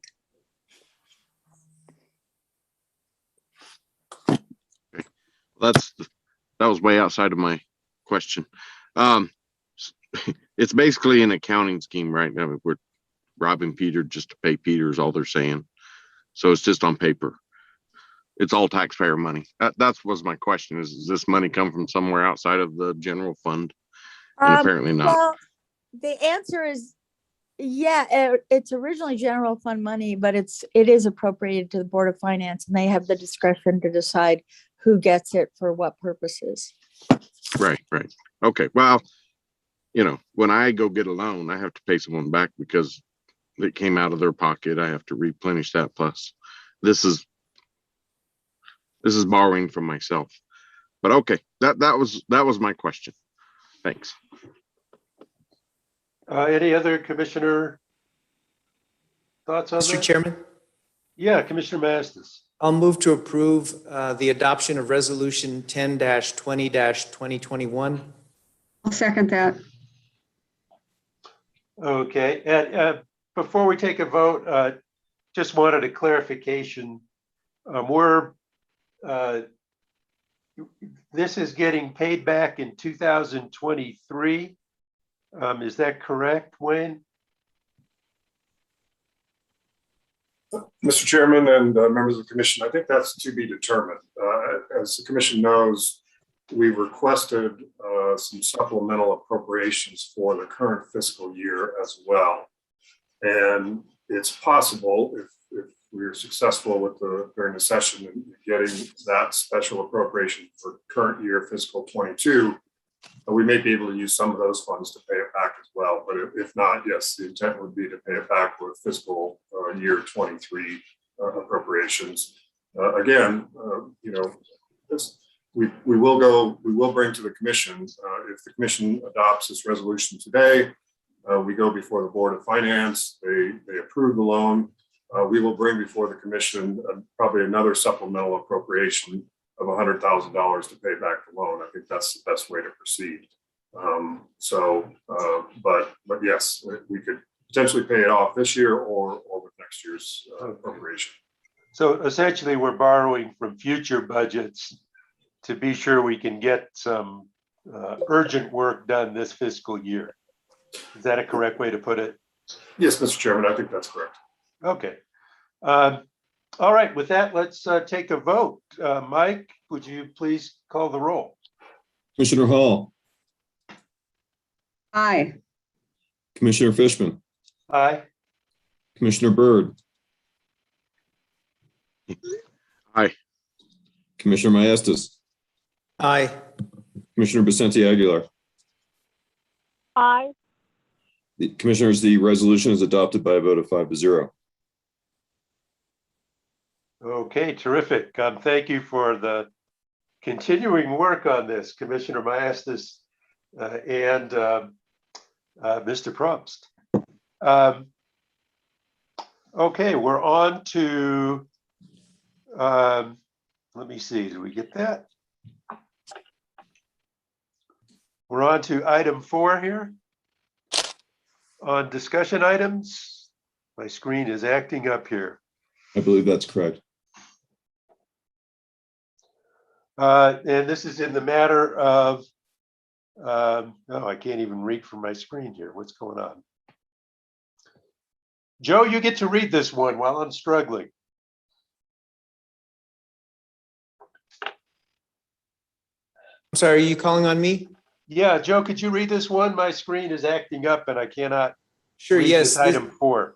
This is discussion item number 9 and sub item number 4 in the matter of the Public Service Company of New Mexico's application for approval of its 2022-2023 Transportation Electrification Program as case number 20-00237-UT. And to tee it up is Elizabeth Hurst. Hello, commissioners. Good morning. Thank you. Good morning. Yep, Thank good you morning. for, hopefully you can see the screen sharing.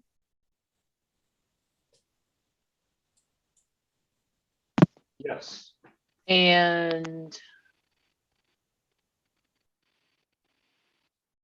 now if I could just get it to go to the page I want, we would be okay.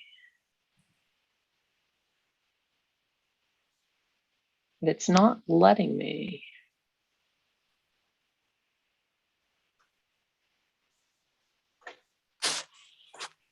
Let's see.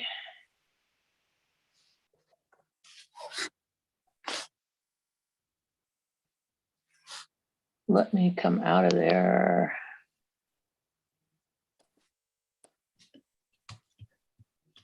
There we go.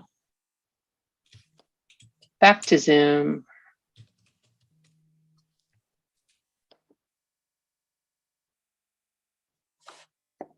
Great. Okay. Thank you, commissioners, for allowing me the opportunity to be here today. As Commissioner Maestas indicated, this is in the matter of PNM's TEP program. And I know you all have been, have already been enlightened with regard to SPS's TEP.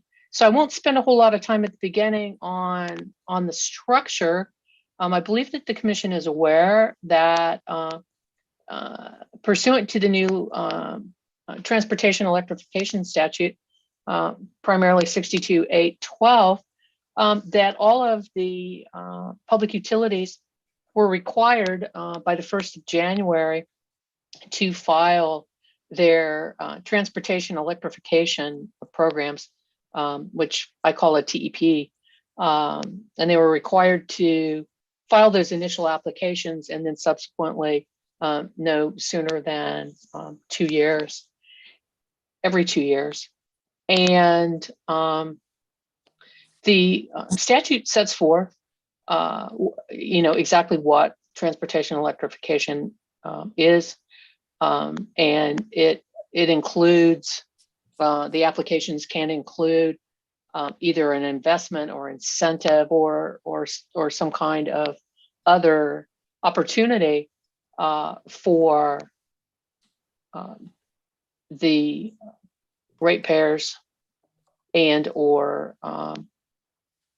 the site owners of a charging or other type of facility.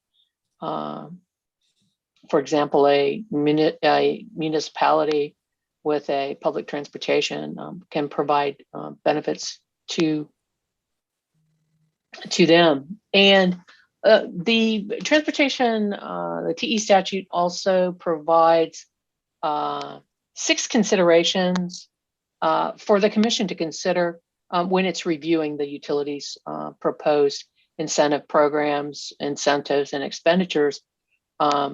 And the several of the standards that are included in those 6, the commission uses routinely. I mean, the commission considers reasonableness, the commission considers prudency, and the commission considers public interest. And so those things are included in the commission's responsibility in reviewing the programs. And then finally, as to the transportation electrification statute, as you can see, the utility has the option to recover its costs either in a rider that's approved by the commission, its base rates, or some kind of combination of both.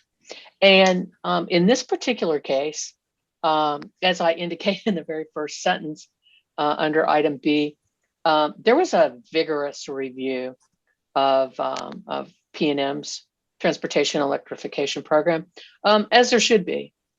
And P&M, has, according to the testimony and my understanding, albeit limited, of the SPS and the EPE programs, but P&M has the largest potential and for increase in the utilization of electric vehicles, and currently has, I believe, the largest number of electric vehicles in its service area. So obviously there should have been a vigorous review. And as you can see there, we had 9 parties that ended up in the case when we went to hearing. The Albuquerque-Bernalillo County Water Utility Authority, Bernalillo County, City of Albuquerque, CCAE, ChargePoint, New Mexico Area, Prosperity Works staff, and WRA. And again, as I indicate there in the summary, I do. This isn't something that, since I have high expectations for the parties in every commission case regarding professionalism and adherence to commission rules and the law. I don't take it lightly when I actually congratulate the parties in this case for the cooperative efforts that I believe that they all have made in this case to make the program a success. And, this is, this is an opportunity, I think, for the commission to pretty much, I mean, yes, there's some guidelines for you in the TE statute, but this is really your opportunity to start with clean slate and include. I mean, there's a lot of policy decisions in these programs for you all, and so although not everyone finds utility regulation as exciting as we all do, I think this is a pretty exciting case, and an opportunity for the commission to put its stamp out there. So with that, I'll go ahead and just tell you briefly about PNM's TEP. And as you see, PNM's TEP is what was that they chose, the particular model, and it's called a utility incentive model.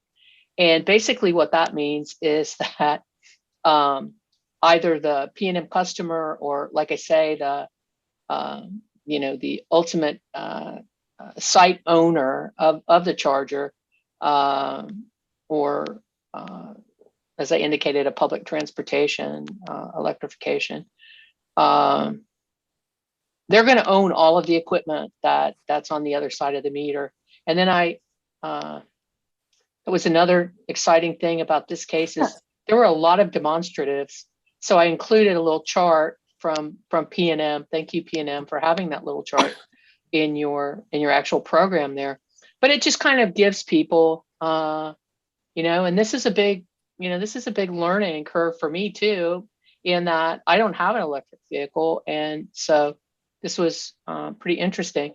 But just basically the three types of chargers or charging stations that EVs utilize.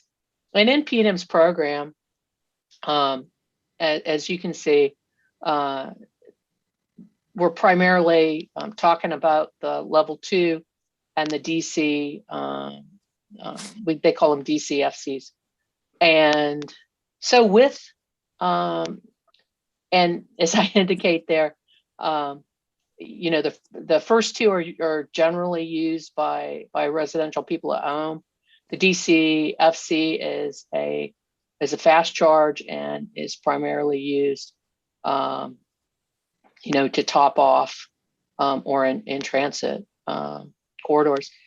And with PNM's incentive model, what they are offering is a rebate and or incentive in two different components.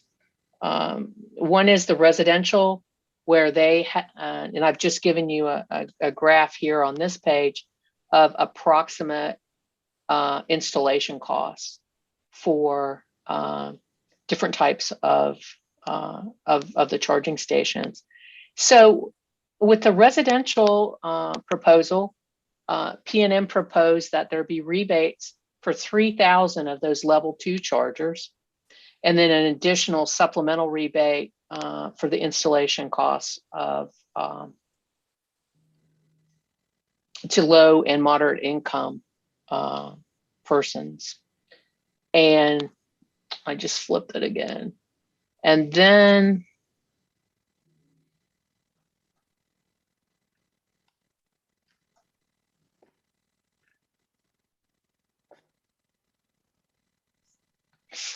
for their non-residential, and those just for your understanding, those 3,000 residential, that would be 500 per each rebate. And then the supplemental for the 150 for the low and moderate income, that could be up to $2,000 for installation costs. Was that proposal by PNM. And then as you can see in the summary, I mean, as you can imagine, different interests had different changes that they wanted to see. which we usually see. And, everyone has their interests that they support in the case. And so there's a whole lot to the tweaking of the to the numbers, and that's going to be up to you. What you thought that was an appropriate number. Primarily, I found with regard to the, as you can see, regarding the disputed modifications, I didn't think 3,000 was enough. And so P&M is projecting that by the end of the program period, P&M is going to have 7,800 EVs, and that they're primarily going to be all residential EVs. The majority of them are. And they're estimating that they currently have 2,800 already. So 3,000 didn't quite seem like enough to me. So the difference between the 3,000 and projecting the 5,800, my recommendation to you, based on what I heard, is that ought to be increased by 900, and basically that would affect the budget. So 900 times $500 a piece would affect the budget by $450,000. Additionally, as you can see, P&M on its own, after the intervener testimony came in, agreed to certain modifications, like increasing the number of charging ports for certain types of programs. They also increased some of the budget amounts that were actually dedicated to the low and moderate income persons. And so you can see there the proposed amount, and then in the right-hand column, you can see the amount that's being attributed to the low and moderate income people, along with in addition to the rebate amounts, P&M agreed to some structural changes, like actually having point of sale rebate for low and moderate income people. They agreed to the Energy Star rating. That was one of the charge point recommendations for the chargers. ChargePoint also recommended that P&M have a list of pre-qualified chargers, so that people would know at the beginning which ones were pre-qualified. So again, cooperation, give and take on several of the issues. Some of the other big components weren't just the incentives and the rebates, but also P&M is targeting, as you can see, $1 million to marketing, education, and outreach to try to get people aware of the program, the benefits of the program, and again, you can see that 25% of that is targeted to the low and middle income persons. There's also a program administration to run the program, and that's 2.5 full-time employees, and that also includes third-party support and setting up the software to process those rebates, et cetera. So what did we end up with? Well, what was proposed after the rebuttal testimony was approximately an $8.7 million for the program period cost, but P&M has actually asked also for a 25% budget flexibility amount, primarily because this is, a case of first impression. I think they wanted that cushion to say if there is so much, if there's such a robust response in the program period, we'd like 25% flexibility. If that program is closed out because there's too many people, that we could apply, that some of that money's to try to respond to that. That was opposed by some of the parties. I thought it was reasonable, again, because we don't know what's going to happen. And so what you were looking at with the target budget of 8.7, and then if you agreed with me, there should be 900 more on the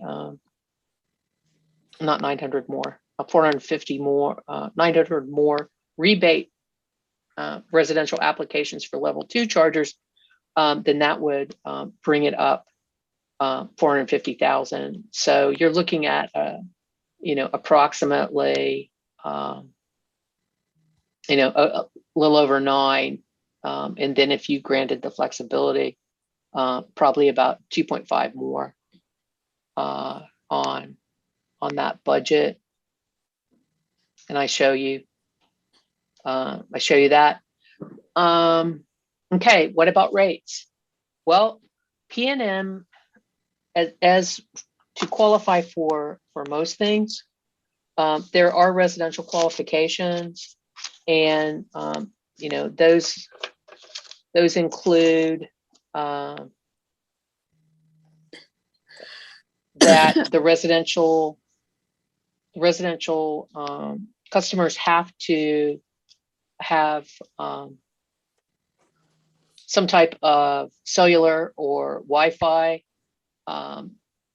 because they're going to put smart meters or some type of I shouldn't have called it a smart meter.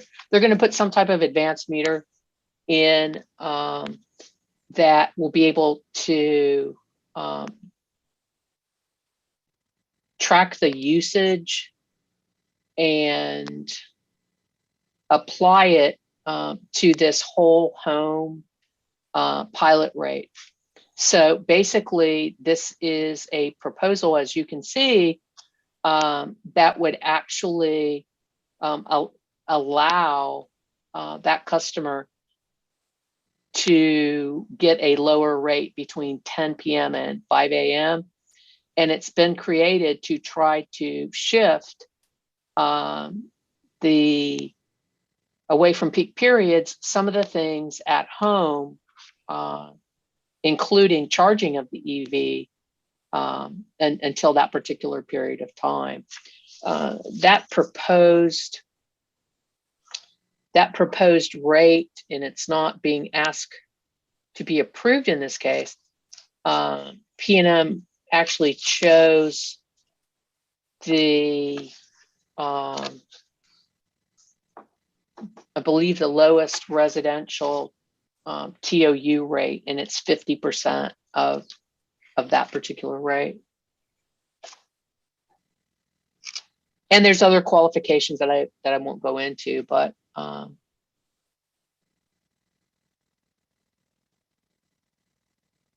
in addition, there are qualifications for the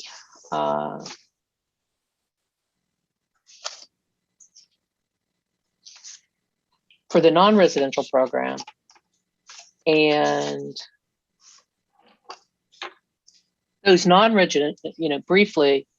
Well, let me before I leave residential, just say the additional supplemental rebates for low and moderate income for the installation are primarily geared toward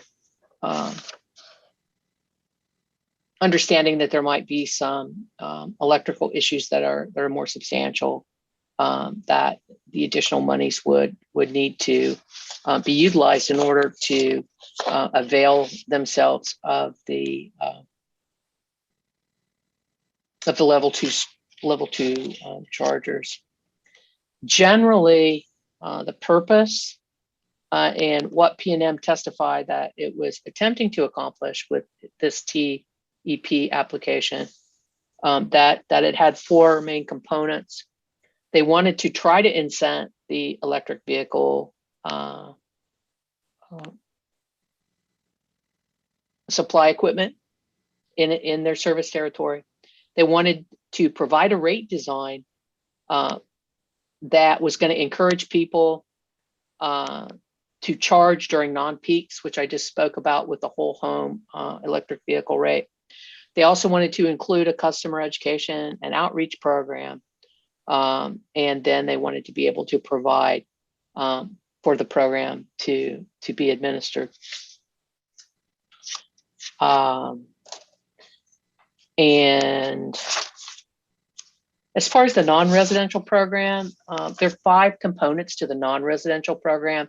Briefly, there were rebates for public DCFC, the fast charge installation cost. There are rebates for public level 2 charger installation. There are rebates for workplace non-residential charging stations. There are also rebates for level 2 chargers at multifamily housing units in low and moderate income communities, as well as rebates for mass transit operations in low and middle income communities. And as the commission can see on the very end, part of the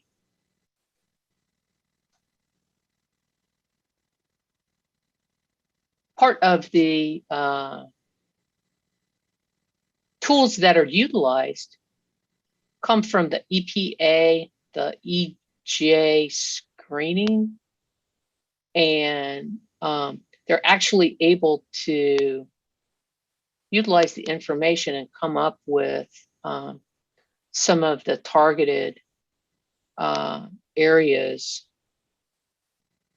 And they show you there in the Albuquerque area EV charging locations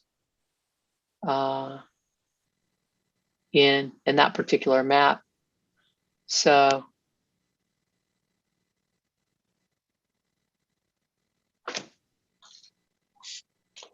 okay.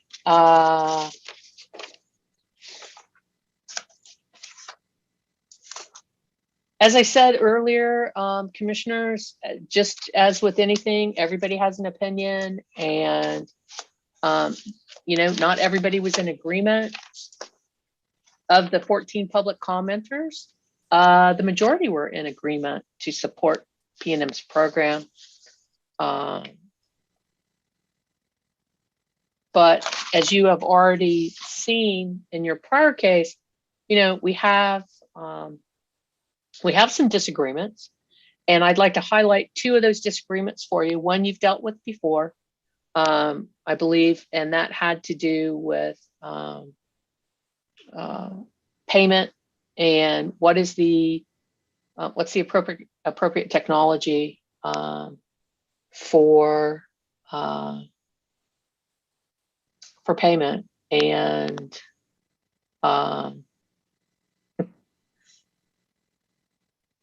you've heard credit card chip readers, and you've heard not credit card chip readers, and I leave that to your discretion. Based on what I heard, the evidence that I heard in this case, I found it persuasive to, at least for this initial program period, I found it appropriate to say that the commission should weigh in on this particular topic, and that the commission should in fact Let me get to the page 46 is where I'm headed. And I just passed it. Okay. So like I say, a lot of different opinions. You know, the prosperity work says the low income persons would benefit from, you know, having a credit card reader as opposed to some other technology. Charge Point argued vociferously, don't tread on me, and we want the ability to choose the type of payment that we see fit. I believe legally the commission has the authority to set the terms and conditions of the programs of public utilities that it regulates and that it's asking its ratepayers to pay for. Therefore, I do believe that the commission can choose and order what it believes, based on the law and the evidence, is the correct method. And as you see, I say, I think requiring site hosts to comply with reasonable and rationally related program terms and conditions in order to qualify to get the incentive is not impermissible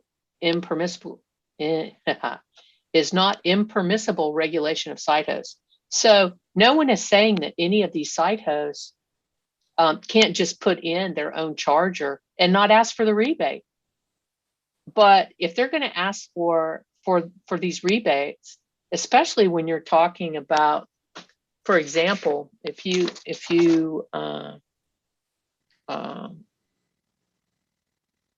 go back and you look at page 18, here we go. Okay, so if you look under the non-residential rebate, it says 70 DCFC. Those particular rebates for DCFC are up to $25,000. Those 440 level 2 ports are up to 5,000. That mass transit budgeting amount was $1.5 million. So again, if you're talking about those, you know, up to $25,000, then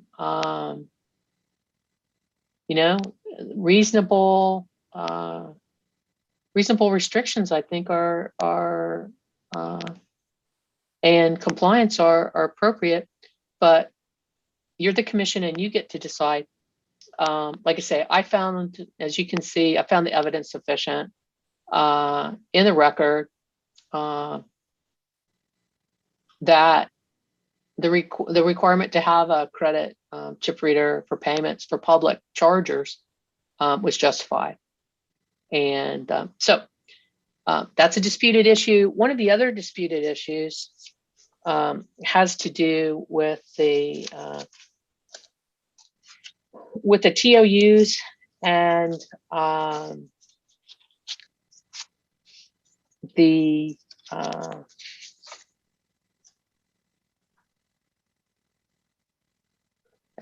as you can see, the site host requirement to pass those on. So in other words, if the site host, and the site host is just whoever owns the charger, you know, the site host is getting a break from P&M because they're getting a lower rate.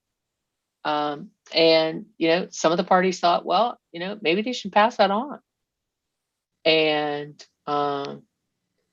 then as you can see, some of the parties sort of modified their positions a bit to say, well, maybe they should pass it on, you know, at least at first, and then under some default arrangement, be allowed to opt out of that pricing structure. You know, I think that's an option for the commission. as you can see here, if there was a particular period of time that they were required to do that, to provide some kind of price signal. Because the whole goal here, in I think in the whole statute that everyone can agree with, is that we're trying to not only comply with the law, but which is to encourage, the use of electric vehicles and discourage the use of fossil fuel vehicles. So if that's what you're trying to incent, then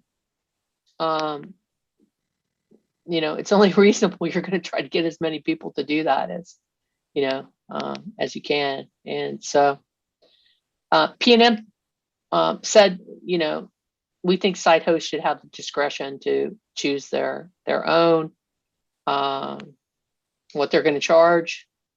Again, ChargePoint said you can't tell us what to charge.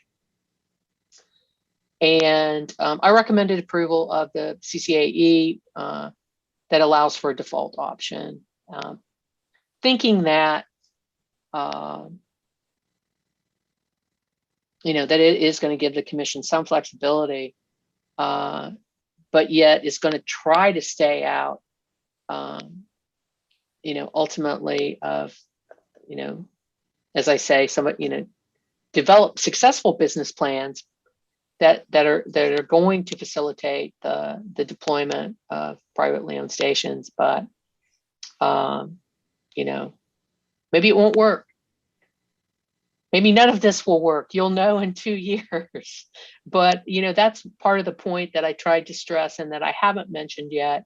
And just let me say that while I think the commission has a lot of flexibility, and a lot of these are policy decisions, I really believe that since this is a case of first impressions, any of the recommendations that are being made, I would encourage you to use whatever flexibility you find necessary to say, hey, this isn't precedential at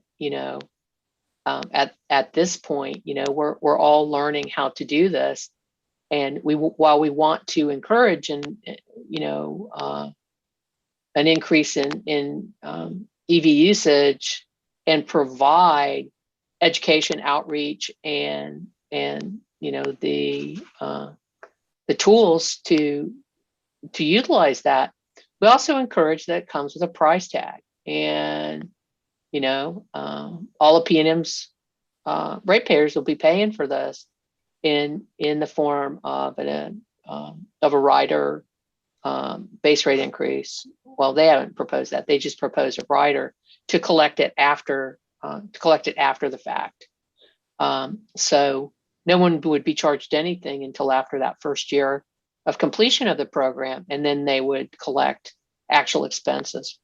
So let me just, I guess, end up with saying on that particular note that whatever filing the commission decides is appropriate,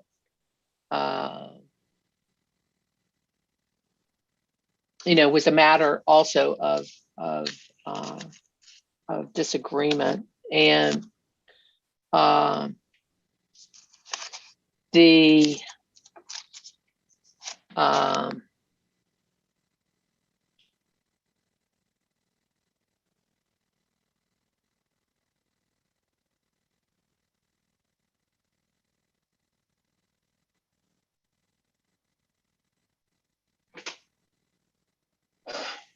much was said and much comparison was made with sort of a true up filing once the expenses are known, and a limited type of review by the commission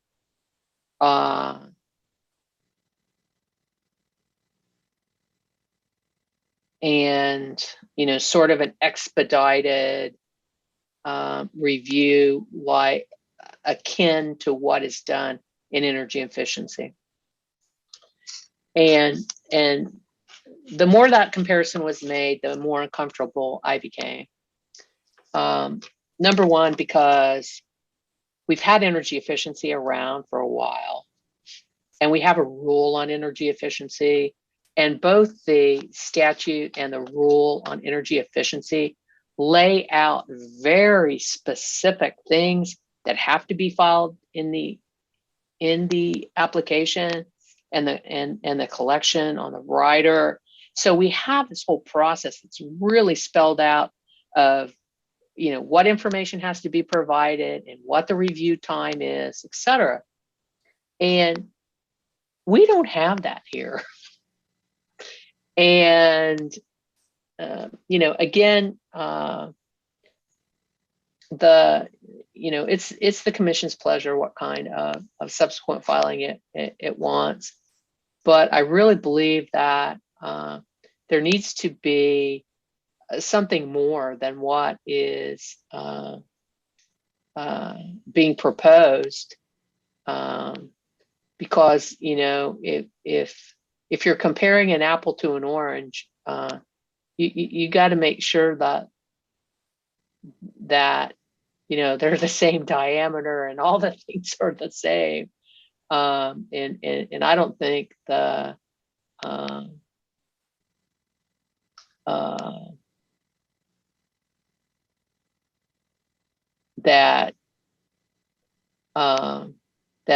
the recovery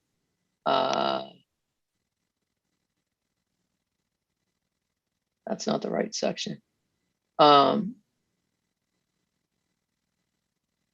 It was before. Yeah, there you go.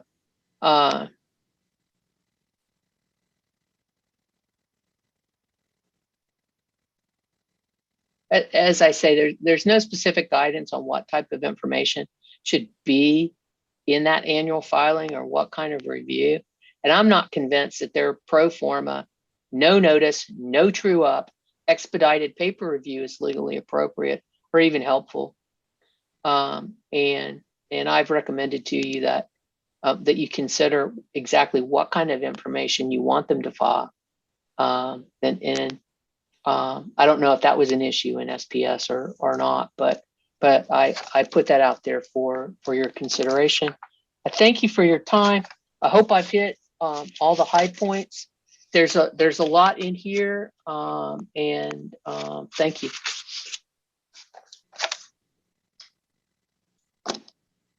Mute.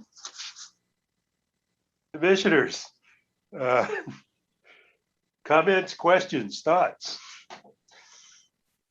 Oh, if I can, Mr. Chairman, also included in the recommendation in the ending part, Commissioner Maestas issued several bench requests, and those are included for your review in the recommended decision.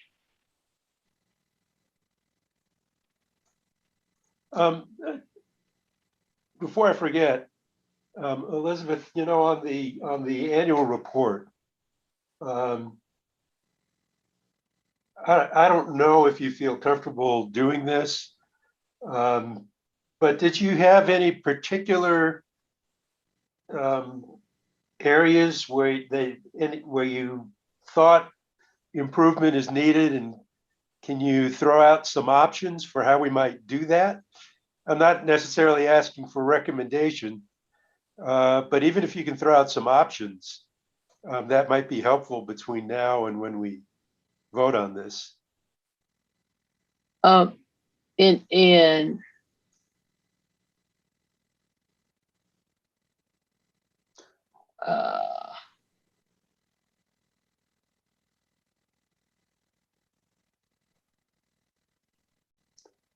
Let's see, Mr. Chair.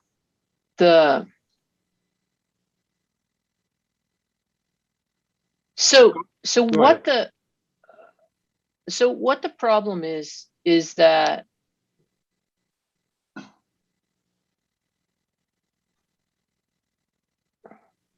if you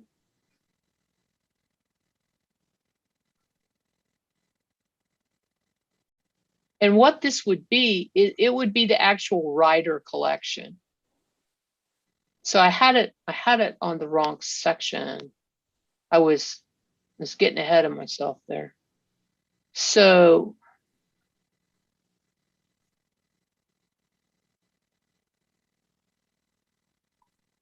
if you look on page 85, and it says, the recommendations on the cost recovery, and it was primarily the city of Albuquerque's witness, Dr. Blank, that was saying, this annual process, because let me distinguish, in this case before you're approving the process.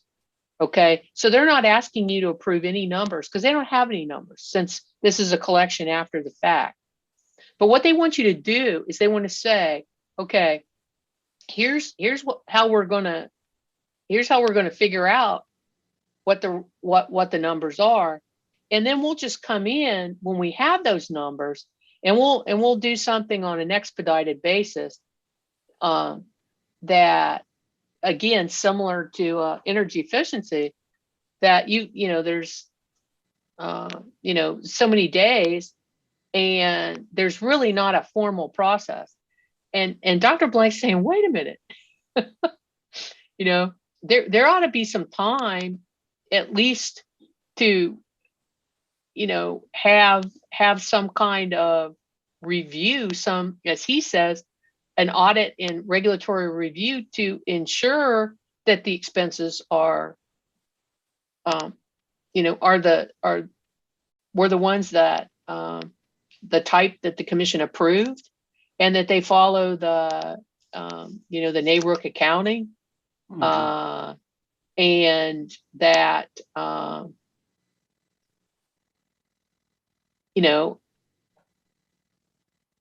and I can't disagree with what he's saying, but on the other hand, if P&M is describing to you in this case how they are going to spend this money, I don't think you probably need a year to have some kind of protracted review. So I think there's got to be something between, approve this in 30 days, please, or being obligated to approve it in 30 days or 60 days. I think the commission might want to consider, some type of,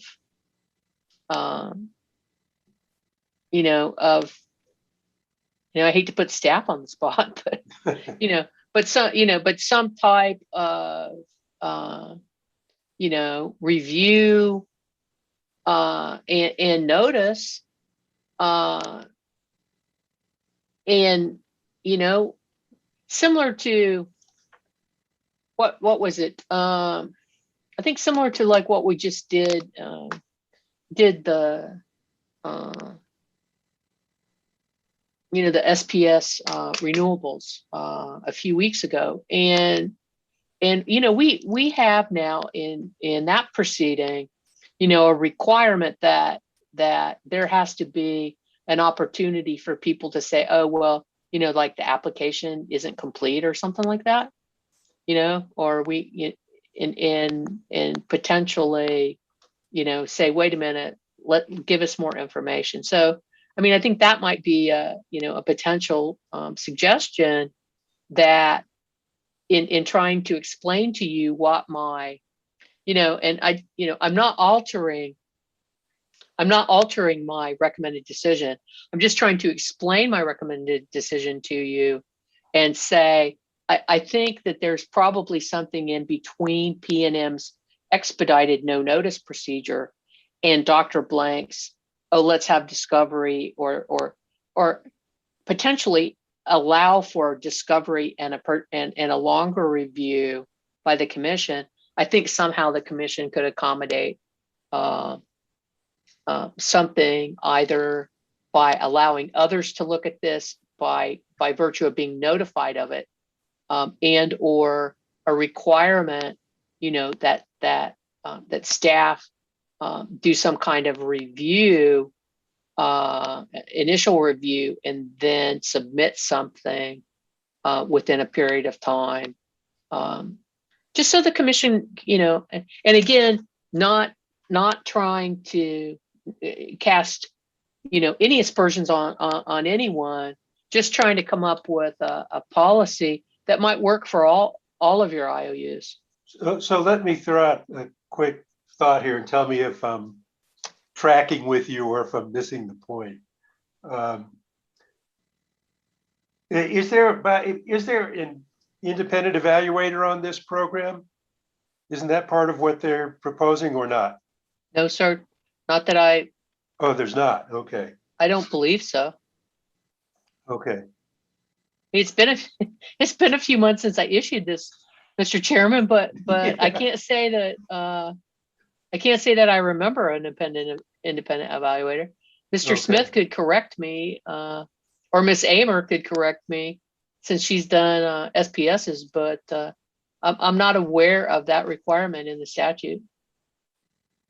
Oh, it's not. Yeah, it's not in the statute. It was just whether someone was going to evaluate the effectiveness of the program, and where's PNM going to contract a third party to do that?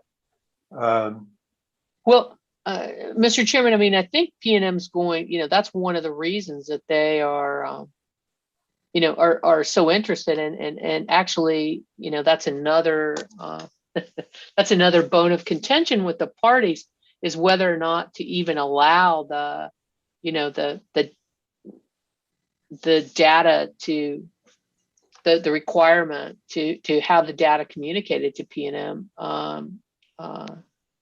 Is, they're trying to utilize this information, and I agreed, that I thought that the evidence supported PNM's position to get the information, because they're going to utilize that. I think they're going to, Yeah. review all that, not only for in the process of coming up with its next program, but also to see what other things that they might need to do. If these incentives are working, maybe the next program needs to be bigger, or if that incentive is not working, to create something else. So, so I know that they're going to utilize it, but sir, subject to check, I do not recall any independent evaluation. Okay. But they are doing 6-month reports on progress. They're having meetings every 6 months with other interested parties. I'm sorry, I don't recall the specific outreach. Well, that was my recollection, is that they would review with stakeholders every 6 months, and I just read this last night.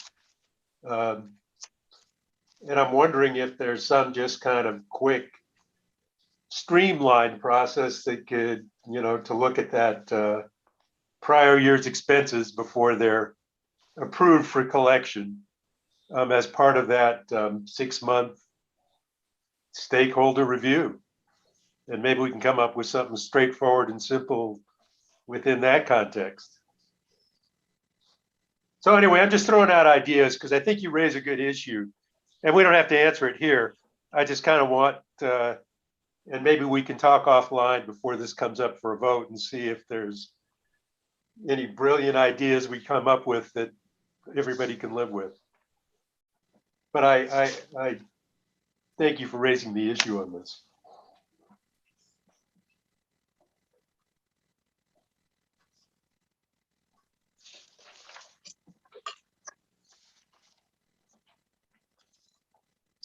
So other commissioners, comments, thoughts? Mr. Chairman?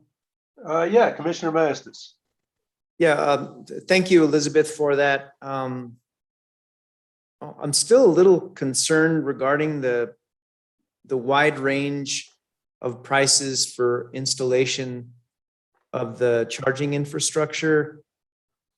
Is there, I know that there aren't too many states that are too much further along than New Mexico, but I don't know how we can stabilize, those price estimates. I realize that, demand is going to vary. I don't know if the other IOUs are perhaps going to maybe consolidate the demand to bring the prices down of installation, but I'm just really concerned about the wide range of installation costs. And I didn't see any discussion on maybe innovative procurement options for installation that could stabilize and perhaps aggregate the demand of the other IOUs for this type of work. And then I also think that maybe the wide variation in the ranges of installation could be dependent on wiring. I know another TEP includes a wiring rebate, and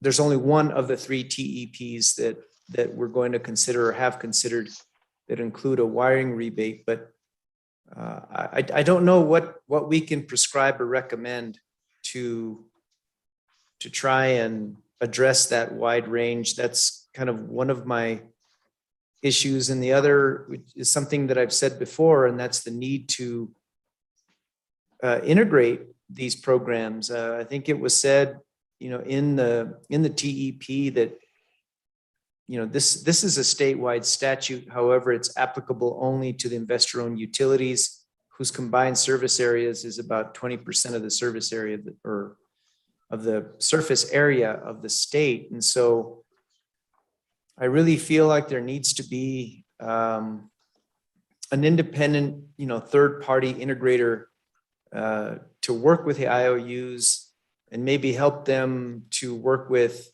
other electric co-ops that perhaps are adjacent to these IOUs in terms of their service area, and start looking at the highway network as a whole, right? And I know NMDOT is doing this. I think Energy and Minerals has been involved in identifying zero emission vehicle corridors, but I just don't think we should be a part of sticking our head in the sand and just focus only on the IOUs. I really do think that we need to start trying to integrate this and make it a true statewide effort. And then I guess the other issues that I have is eliminating the real barriers to EV purchase. And we don't have a state rebate. There is a federal tax credit. And so my hope is that, we put that into the parking lot as an agency and perhaps include that in our legislative agenda, urging the legislature to reconsider, and it's been attempted in the past, but reconsider establishing a state electric vehicle purchase rebate. And my last issue is maybe, I guess it's a question for you, Elizabeth. We don't have a rule. We're relying on the statute. And I wonder what you recommend in terms of when we should initiate the rulemaking. Should we wait until we have 1 year of experience in implementing these TEPs, or perhaps 2 years? Because I think we can learn a lot. It can really inform the rulemaking through actual experience of implementing these first generation transportation electrification plans. But I don't see an immediate need to begin the rulemaking, especially since we haven't really adjudicated all three plans. But what's your recommendation in terms of rulemaking? Mr. Chairman, Commissioner Maestas, I think that that is an undetermined question. I mean, I think your observation is spot on, that we can learn a lot from the first from these first programs to potentially help the commission craft, a better rule. However, you know, if we don't go ahead at some point before the 2-year period and at least begin rulemaking, the process, then we're going to have a second round of programs that are going to be offered that don't have any guidance. I mean, that's sort of what we hear in these cases is, oh, well, the commission doesn't have a rule. So they try to put it back on us to say, well, you don't have a rule telling us what to do. So we're just going to do what we want to and what we think is best. So I think this is a very interesting question, and at this point, I guess I would say somewhere between adjudicating all 3 TEPs and before the next program, TEP program applications are filed, I would think the commission might want to consider its rulemaking. Thanks, Elizabeth. Mr. Chair, that's all I had. Other commissioners?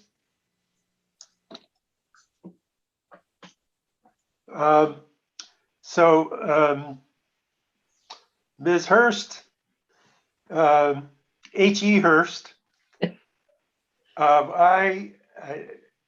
one interesting area. First of all, I wanted to thank you for adding the 900 additional spots on the home charging program. I think the idea is to incent more electric vehicle usage. I think that's the intent of the legislation, and thank you for honoring that when the proposal maybe came in a little less aggressive than you might be preferable. And of course, we don't know how many adoptions there will be. We're going to find out. But one thing that I found interesting was the WHEV rate. And I think it's a terrific program. And, I'm looking at the future potential shortage of power going into next summer. And I look at that WHEV rate, which we put a limitation on in the decision. And I'm wondering, given the upcoming potential power shortage, whether we should just take that WHEV and open it up to anybody who has an electric vehicle. And if it encourages them to go off peak for the bulk of their usage, that could be something that would be helpful for 2022. My other thought there is that since the smart meters are going to be put into rate base, which I think is the appropriate way to do it, I think P&M made a good recommendation there. They're going to recover those smart meter costs regardless.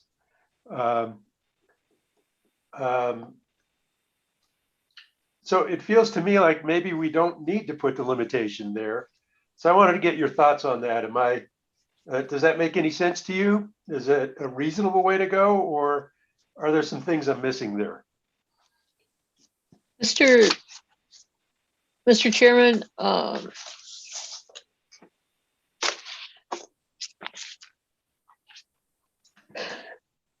obviously you can open that up, as the commission sees fit. But as you say, I mean, and I unshared my screen, but if you look at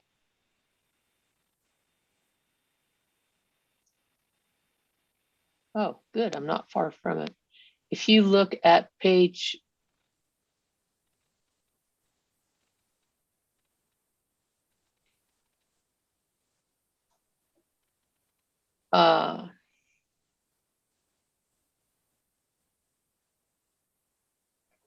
so as it says, it's a requirement for the residential level 2s Mhm. Okay. And then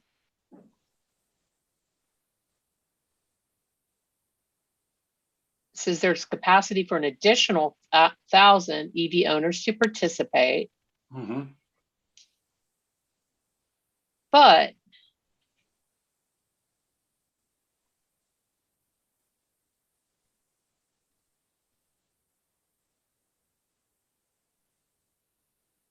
as you see, the budget implications right now are $1.8 million for, for those meters, for 3,000 of those meters. So if you left it uncapped,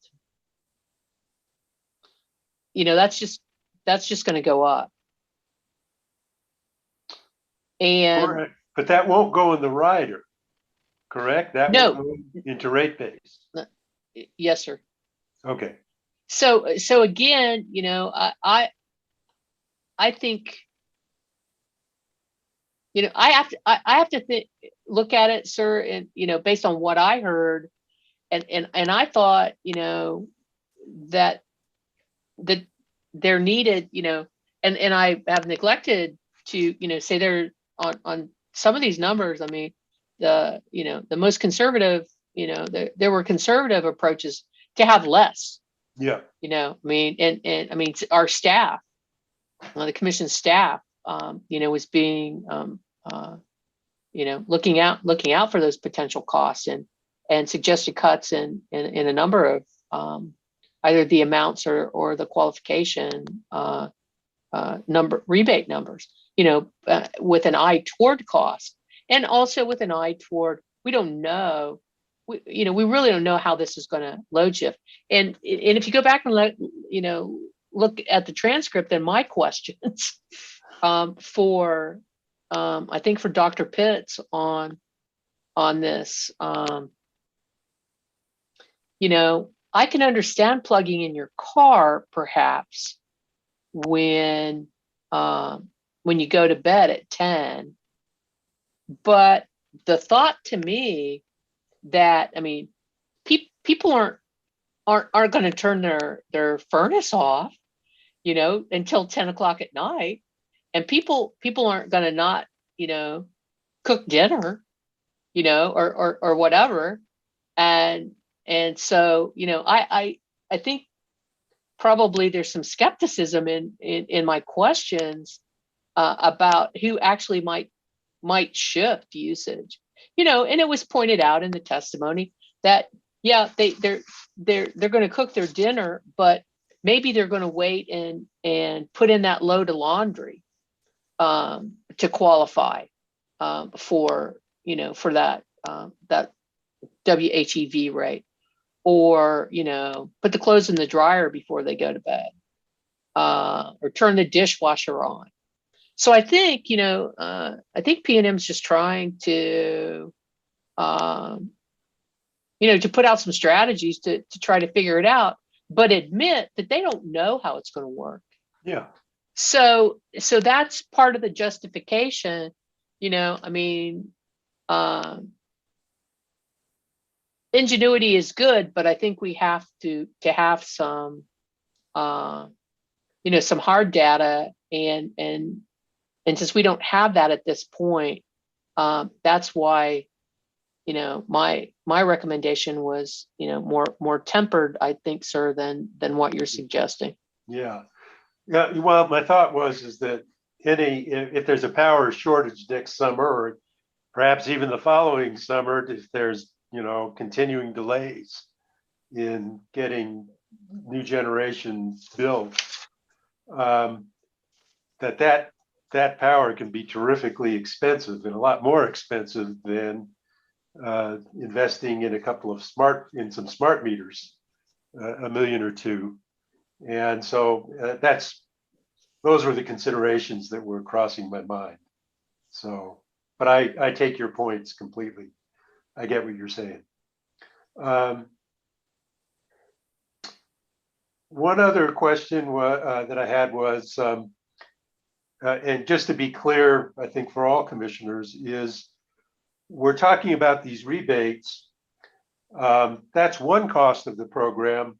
But is it correct to say there would be potentially additional costs in terms of distribution infrastructure that P&M may need to invest in to separately support these installations?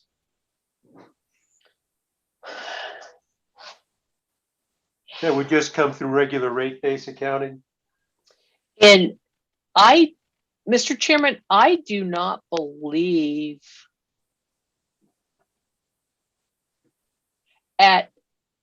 if anything was mentioned, it was tangential to this. Okay. I mean, obviously I know that depending on, how big an operation, one could visualize with some of those DCFCs, that, yeah, I mean, you could have to put in, bigger transformers, and, I'm not the engineer. I believe that Commissioner Maestas is the engineer, but I don't recall, Chairman Fishman, that we got into that level of detail in this first program. Okay. So as it was discussed, there really hasn't to this point been any kind of detailed discussion or evaluation of potential distribution upgrade requirements that this may require down the road as the program hopefully takes off. And sir, I don't recall. Okay. Thank you.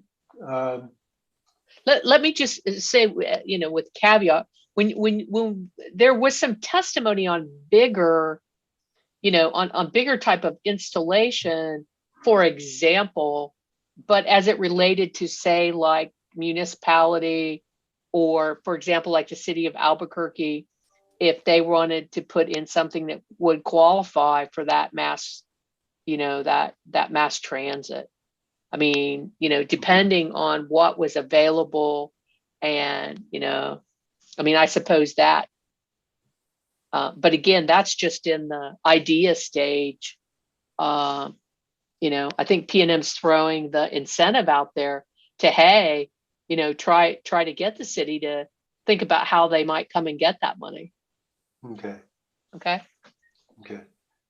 All right. I'll just make one final comment. As I felt pretty good, by the way, in reading your RD about the breadth of the outreach program and the parties that were being focused on in the outreach program. So I just wanted to say thanks to P&M for providing that. I feel like, notwithstanding the fact you made the program a little more aggressive, which I think you did properly, and was a really good recommendation. I feel like P&M is really on board with moving forward with this, and just wanted to say thank you to them for that.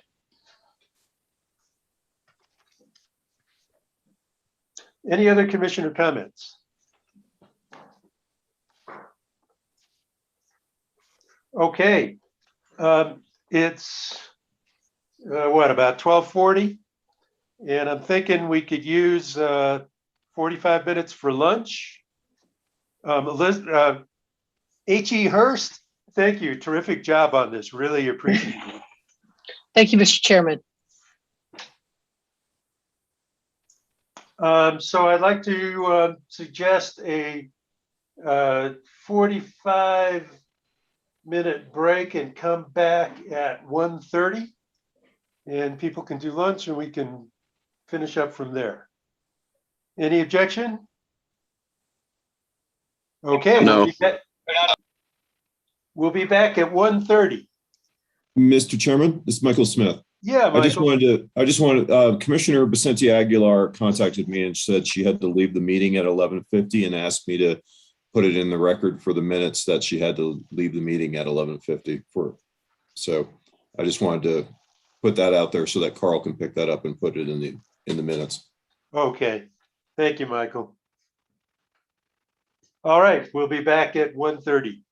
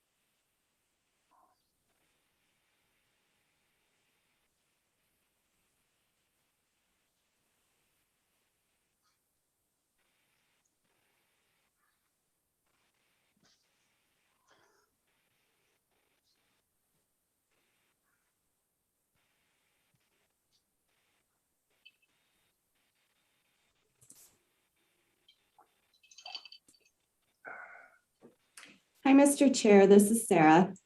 Yeah, Sarah, what's up? I just got a message from Commissioner Byrd, who is having some trouble getting back on. So we have IT looking at that for him. Okay. I just wanted to let you know. Does that mean, is Commissioner Hall back on?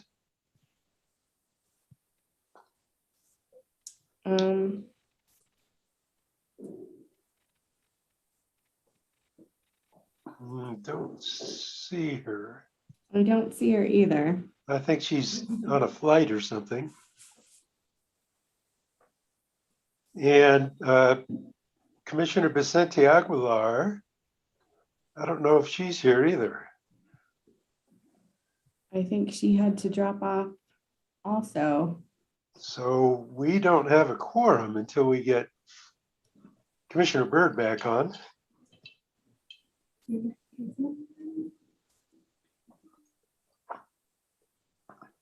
Oh, you could turn on. Hi, Commissioner Fishman. It's Danielle. Hey, Danielle. How are you? Ready for a nap. Oh. It's the afternoon and we just got to consent items. Okay, Commissioner Byrd says he's in, so he should be popping up here any minute. Oh, good. Yeah, I'm finally got back in. It kicked me out. Well, you're a savior because you just completed our quorum. Right, I know. Sorry, And we're an all I've got male this meeting commission going on this too. afternoon. So we better not screw it up. I know, we won't hear the end of that. I know.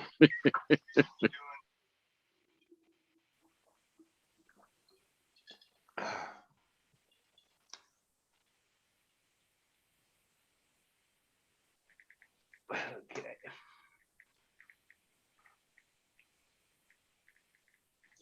Okay, we're at 1:30 and we should get going again. So at this point, we have 3 commissioners here for, I guess, the remainder of the meeting. And Michael, do we need to do anything to confirm a quorum here or just charge ahead? I believe you can ask me to take the roll call again if you want to put it on the record, but I believe we have Commissioner Maestas, Commissioner Fishman, and Commissioner Byrd, so we do have a quorum. Okay, so we'll just charge ahead. We're on consent action items. And Michael, you get to read to us what's there.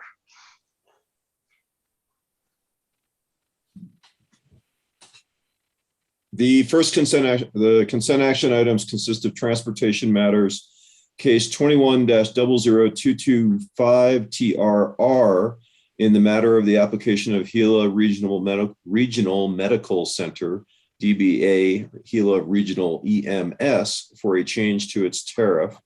This is a potential order regarding the application. Case 21-00243 TRM in the matter of the application of the City of Clovis, DBA Curry County Ambulance, for reissuance of certificate number 12897 to provide ambulance service. This is also a potential order regarding the application for reissuance.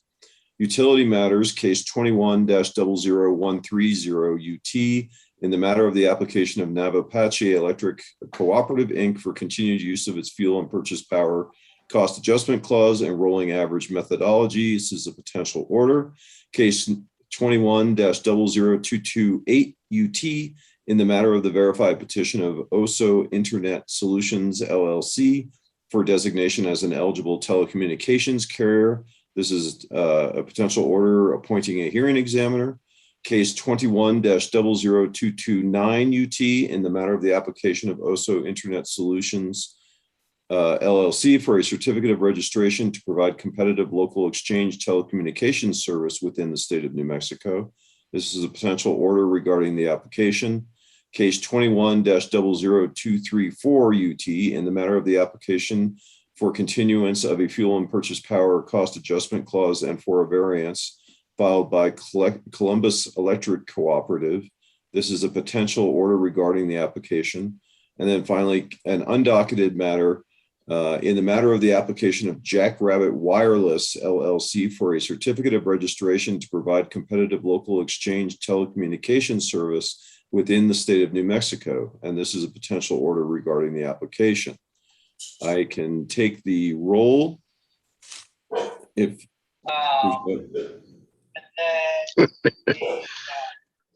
Mr. Chairman, I'll move to approve the consent agenda as presented. Okay. Second. Okay, you beat me to it, Commissioner Byrd. Mike, take the roll. I apologize. I almost skipped the motion and second. Commissioner Byrd. Aye. Commissioner Maestas. Aye. Commissioner Fishman. Aye. And Commissioner Vicente Aguilar is still absent. And Commissioner Hall is still absent, I believe. So based on a vote of 3-0, the consent action items are approved. Okay, we're on to regular action items. 21 double lot 194 TREN in the matter of the investigation of loco movers. Hans, take us through it. Thank you. Good afternoon, Chairman Fishman and commissioners. As you may recall, this matter was tabled by the commission at the October 6th meeting in order to come to payment terms with loco movers for an agreed upon payment plan for the penalty. And I did receive a preferred payment plan from them, which I have incorporated into the request payment schedule and the proposed order, which would be that Loco Movers has requested to pay $3,245 upfront by November 1st, and then 18 monthly payments of $350 to satisfy the penalty that was agreed upon between staff and Loco Movers as a calculation of the penalty involved here. I have prepared two orders for you today, as I believe Commissioner Byrd would like to propose an alternative order to the primary one that I prepared, and I have circulated that order as well, but I'll have Commissioner Byrd introduce it. Commissioner Byrd. Yes, thank you. Let me turn the volume down here. Okay. So as Mr. Mueller has pointed out, he's got the payment plan set up, and it was a little over $9,000 that was assessed in penalties. And as I mentioned before, I kind of have a rub on those kind of things. And then I also asked, not that it's relevant, but just keep in mind that there's attorney's fees that this company's also having to pay as a result of their misbehavior. What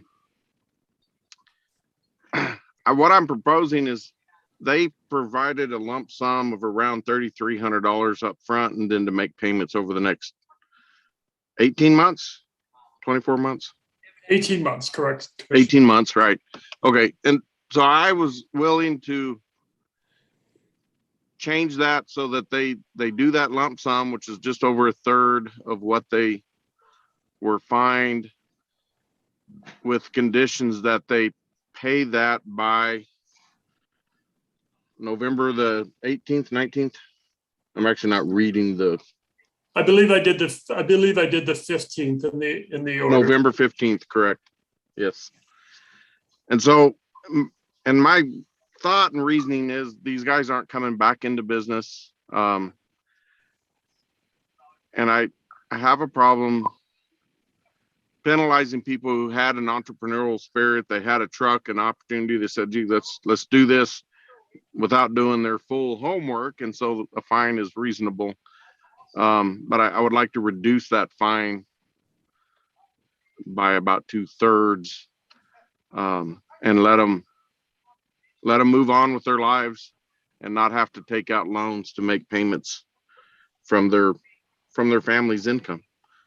And so that's what I'm thinking. And I'll ask my fellow commissioners if you would agree to that. Commissioner Maestas, any thoughts? Yeah, I think it's a reasonable approach and compromise. I think we need to consider all aspects of, the solvency of a company. And I think if we can incentivize payment of fines like this, I think it's a good thing. So I'm willing to support Commissioner Byrd's order. Okay, so I will move the amendment. Commissioner Fishman, if I may, let me just clarify. Sure. Let me just clarify a couple items regarding the Byrd amendment order. Essentially, it would find that the commission finds a deviation from the proposed settlement. That deviation given for good cause due to the financial hardship of local movers and the cooperation of local movers during the course of the investigation. Local movers would have until November 15th to pay the upfront amount of $3,245. As long as they hit that deadline, the commission would then rescind the remaining 18 monthly payments. However, if they miss the deadline of November 15th, 2021, of that upfront money, the 18 monthly payments would continue as previously noted. So it gives them an incentive to hit that mark with the upfront money that they indicated that they were willing to put up, and then those 18 monthly payments would be rescinded. So some good incentive there to hit that upfront date. Okay. And I also want Commissioner Byrd to talk to my student loan company. That would be terrific. Unfortunately, we do not regulate student loans, or we would help you out, Hans. Absolutely. So anyway, I will move the motion. Do we I'll have a second. Okay, and Mike, would you please take the roll? Commissioner Maestas, Aye. Commissioner Byrd, Aye. Commissioner Fishman. Aye. The order is approved by a vote of 3-0. Okay, moving on. This one is undocketed in the matter of the application of Jackrabbit Wireless for certificate of registration to provide competitive local exchange telecommunications service. Chairman Fishman, that one is actually part of the consent agenda that is. Oh, did I come back there? Oh, sorry. I was wondering. Hans, it is still you, 21 double It I, is still me. 197. In the matter of the application of the Village of Eagle Nest, DBA, Eagle Nest Volunteer Ambulance Service, for voluntary suspension of certificate 14994. Go ahead, Hans. Thank you, Chairman Fishman. As the commission may recall, on August 25th, the commission conditionally granted the voluntary suspension request of applicant but made a contingent upon them filing copies of mutual aid agreements with the commission of the service providers in their area, so we could identify essentially who would be picking up some of the slack if we granted the voluntary suspension. The voluntary suspension request was made based upon lack of staffing for the applicant, and indicating that they technically did not have staff available to do runs based upon the statutory requirement. The applicant filed the Enchanted Circle agreement with the commission with other service providers in its territory. But I should note, it does not have mutual agreements with all service providers in the area identified by staff that may provide service within those territories. Staff's report, though, found the mutual aid agreement satisfactory. However, I would like to note my proposed order disagrees with staff's interpretation of the duties of the commission and their oversight as to reviewing mutual aid agreements and which mutual aid agreements are required to be in place, subject to inspection by the commission. Our rule 18.3.14.9 states that ambulance service providers shall develop mutual aid plans with all appropriate entities that may be implemented anytime an ambulance service cannot respond to a call. The plain reading of this to me indicates the requirement does not limit mutual aid agreements to just outside of service territory providers and requires agreements with all providers, not just one or two. Staff indicated in their response that mutual aid agreements are not necessary with providers certificated within the service territory, but they did not provide a basis for the argument of that interpretation. I want to point out that mutual aid agreements are also part of the required portion of an operations plan under Rule 18.3.14.10 and is required to be available for inspection by the commission. As it appears that applicant did not have mutual aid agreements in place prior to January 2021, the proposed order then would require them to develop a compliant operations plan prior to a request for reinstatement. My proposed order further adds the other service providers certificated in the Colfax and Taos counties be added to the certificate of service to provide them notice of the suspension of applicant and remind them that they owe a duty of service to the entirety of their service area. The commission is authorized to approve a voluntary suspension of a certificate without notice or hearing. So my proposed order then grants the voluntary suspension for Eagle Nest, says that they essentially have not been able to do runs anyway for the past 2 months here, but requires them to develop a full operations plan and mutual aid agreements prior to applying for reinstatement of the certificate.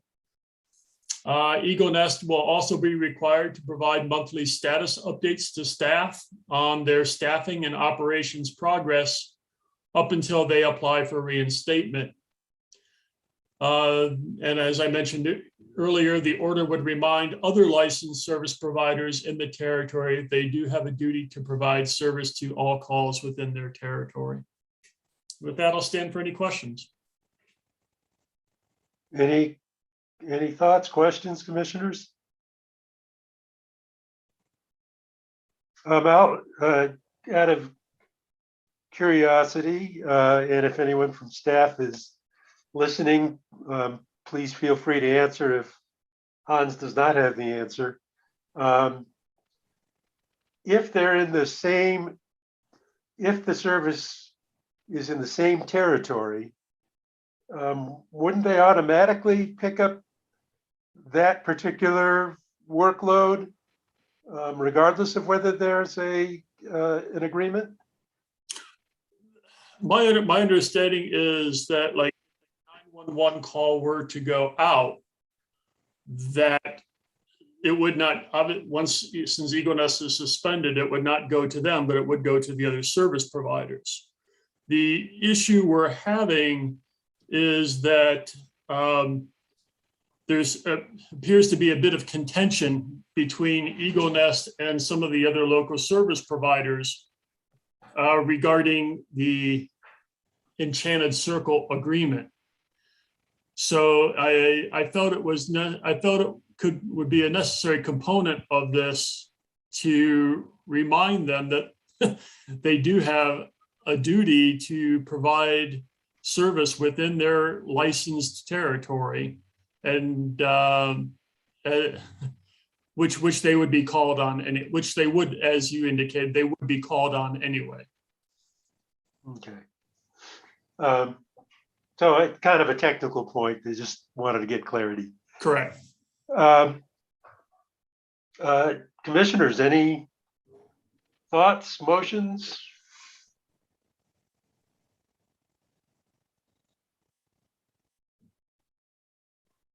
Well, I will move the order then. Do we have a second? Mike, would you take the roll? Commissioner Byrd, Aye. Commissioner Maestas, Aye. Commissioner Fishman. Aye. Order is approved by a vote of 3-0. Okay, I think we're down to communications with Chief of Staff. Good afternoon, Mr. Chairman and members of the commission. Just one quick update for you. I want to let you know that we have prepared and submitted paperwork to the Department of Finance and Administration to create a utility economist and a utility engineer technical advisory positions for the commission. We don't expect that'll it'll be a long turnaround time on those, but Renee is staying in touch with DFA on those, and as soon as we have approval, we will draft a job description, provide those to the commission for your edits and input, and then get those positions advertised as soon as possible. So just want to let you know that we are making some progress on that area. Other than that, Mr. Chairman, I think I said I only had one update. I'll give you two. We are finalizing, wrapping up our FY21 external audit. I think we have a exit conference scheduled soon for that. And once that is wrapped up, we will, of course, and has been approved by the Office of the State Auditor for release, we will, of course, provide an update to the commission on any findings that may that we may have from that FY21 audit. And other than that, Mr. Chairman, I'll let you go, unless you have any questions or need anything else from me.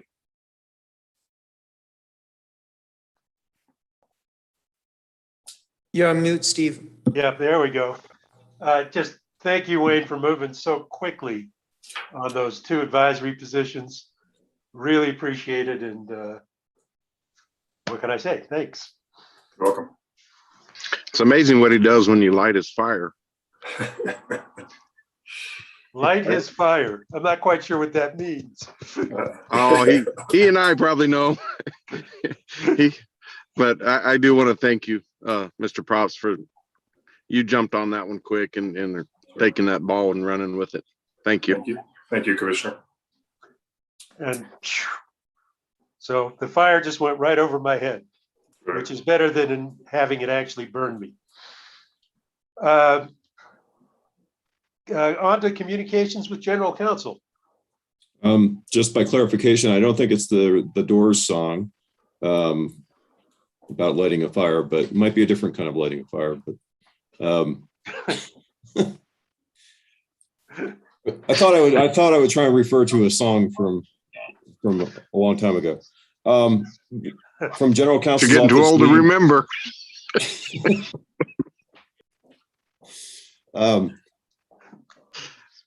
I don't think that we have anything from General Counsel's office that we need to convey today. Okay.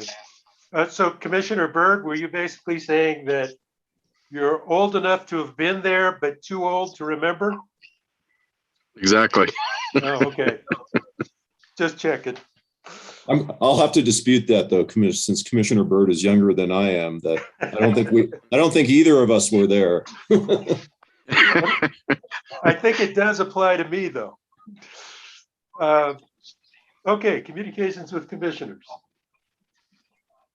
Mr. Chair. Yes, Commissioner Maestas. Yes, that discussion with New Mexico Gas Company regarding the anticipated high prices of gas really has me thinking about maybe the greater issues. And I'm a little concerned about this upcoming, I shouldn't call it a tsunami, but a confluence of all these issues that are going to, I think, adversely affect ratepayers here in the entire state, not just within New Mexico Gas Company. We all know that There's already significant financing that we've approved for all the regulated gas companies to pay for the additional gas that they purchased on the open market during the February cold weather event. So you have that on their bill. You have just the escalating market prices of the gas. But even more importantly is we have a carryover of ratepayers that are still experiencing higher arrearages and facing disconnection.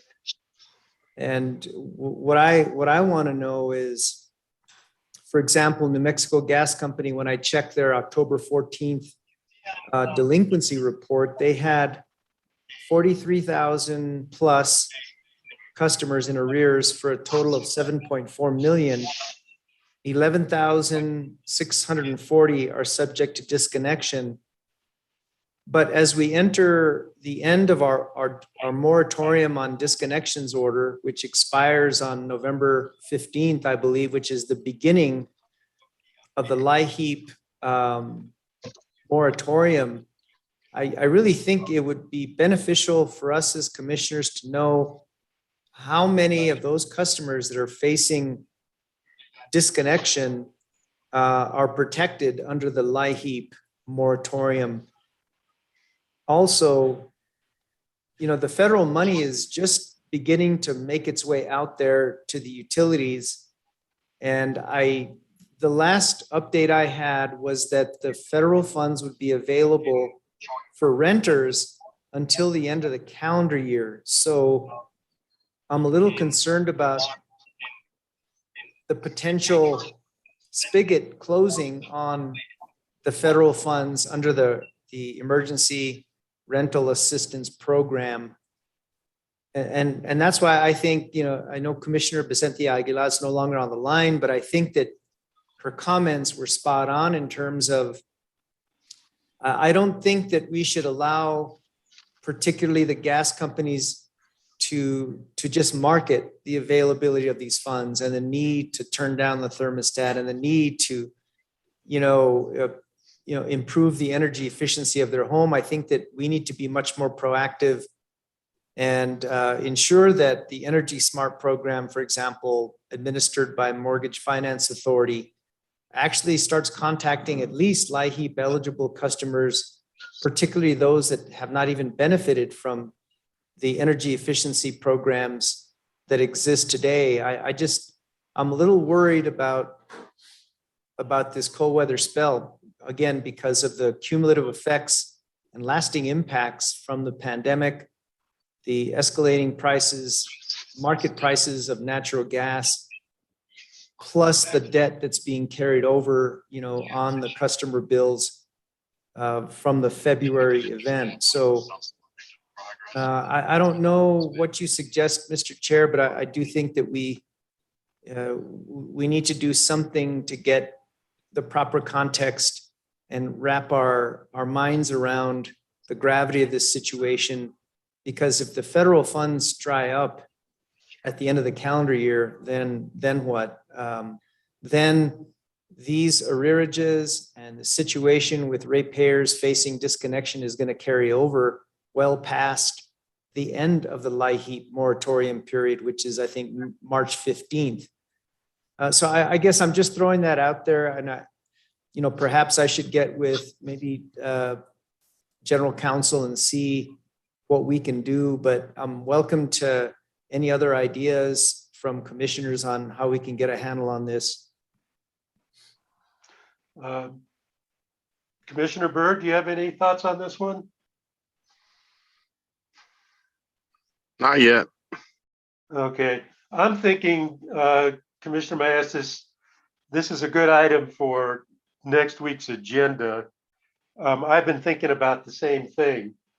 And then we have one IOU that has proposed, or at least there's a stipulation out there that has a substantial increase for its residential customers on top of all of that, all of the items that you mentioned. And think it is kind of a tsunami. I think that's a good word to use. And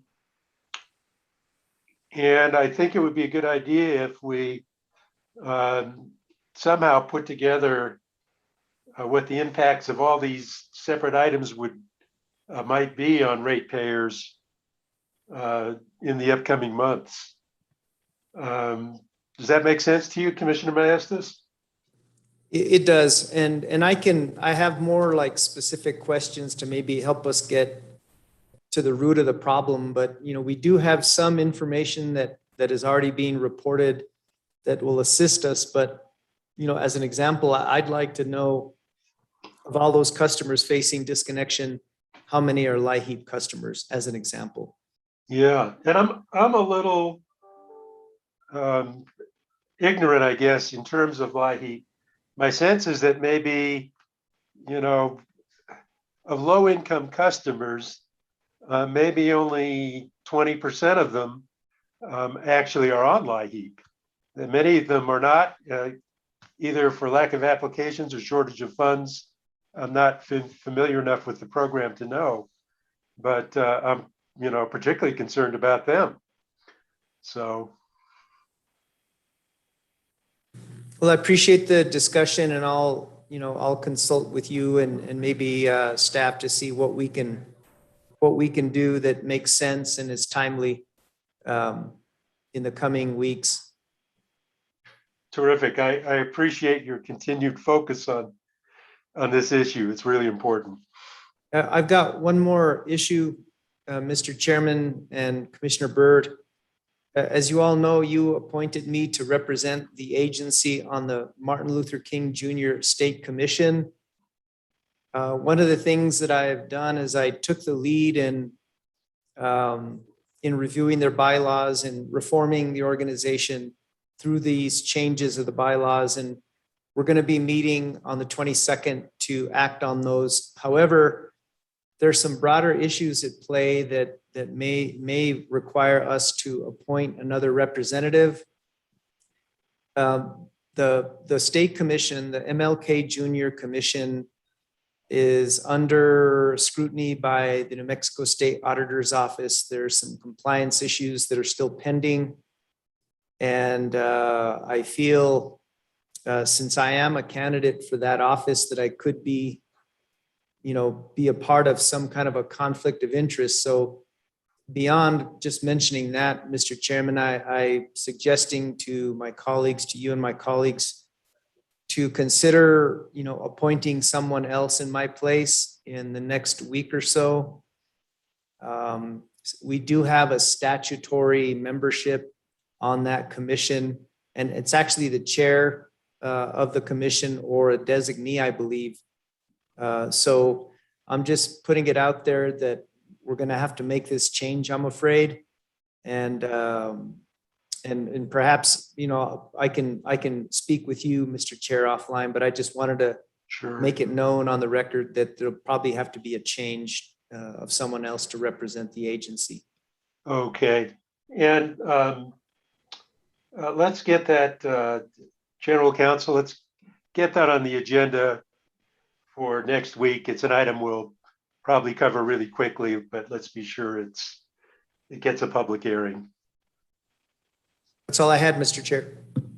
Thank you. And there's one item I wanted to follow up on, and that was the tight power supplies for P&M customers coming up this summer. And I know we discussed it 3 weeks back. Commissioner Maestas, I think you'd suggested a little bit more of a formal process to be sure we got regular reporting on that. I talked informally with Mark Fenton over at P&M to see if they could give us monthly updates, which he said yes to, but they have not followed through with that yet. And it's not far away. So I'd like to get some more visibility on what's going on there. Any thoughts, suggestions about how we move this along? Or are there steps you've taken, Commissioner Maestas, that I'm not aware of? Well, as I recall, I thought that it might have been Judy that recommended that we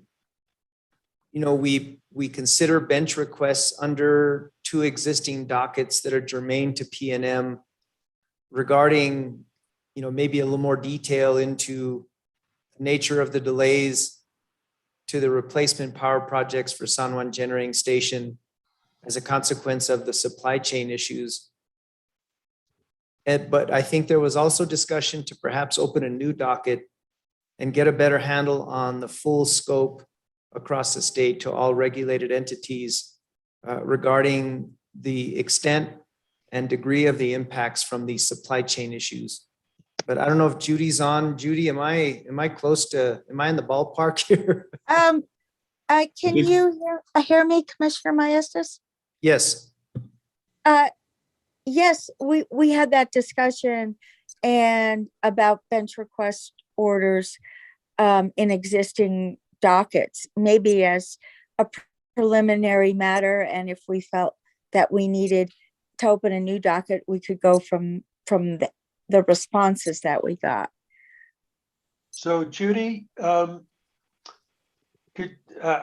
appreciate it. I know you're super busy, but maybe even Isaac can follow up on it, and you can do a final draft. Is check in with Commissioner Maestas and me and any of the other commissioners, and we can give you the inquiries we're interested in asking, and see if we can get a bench request out by the end of the week.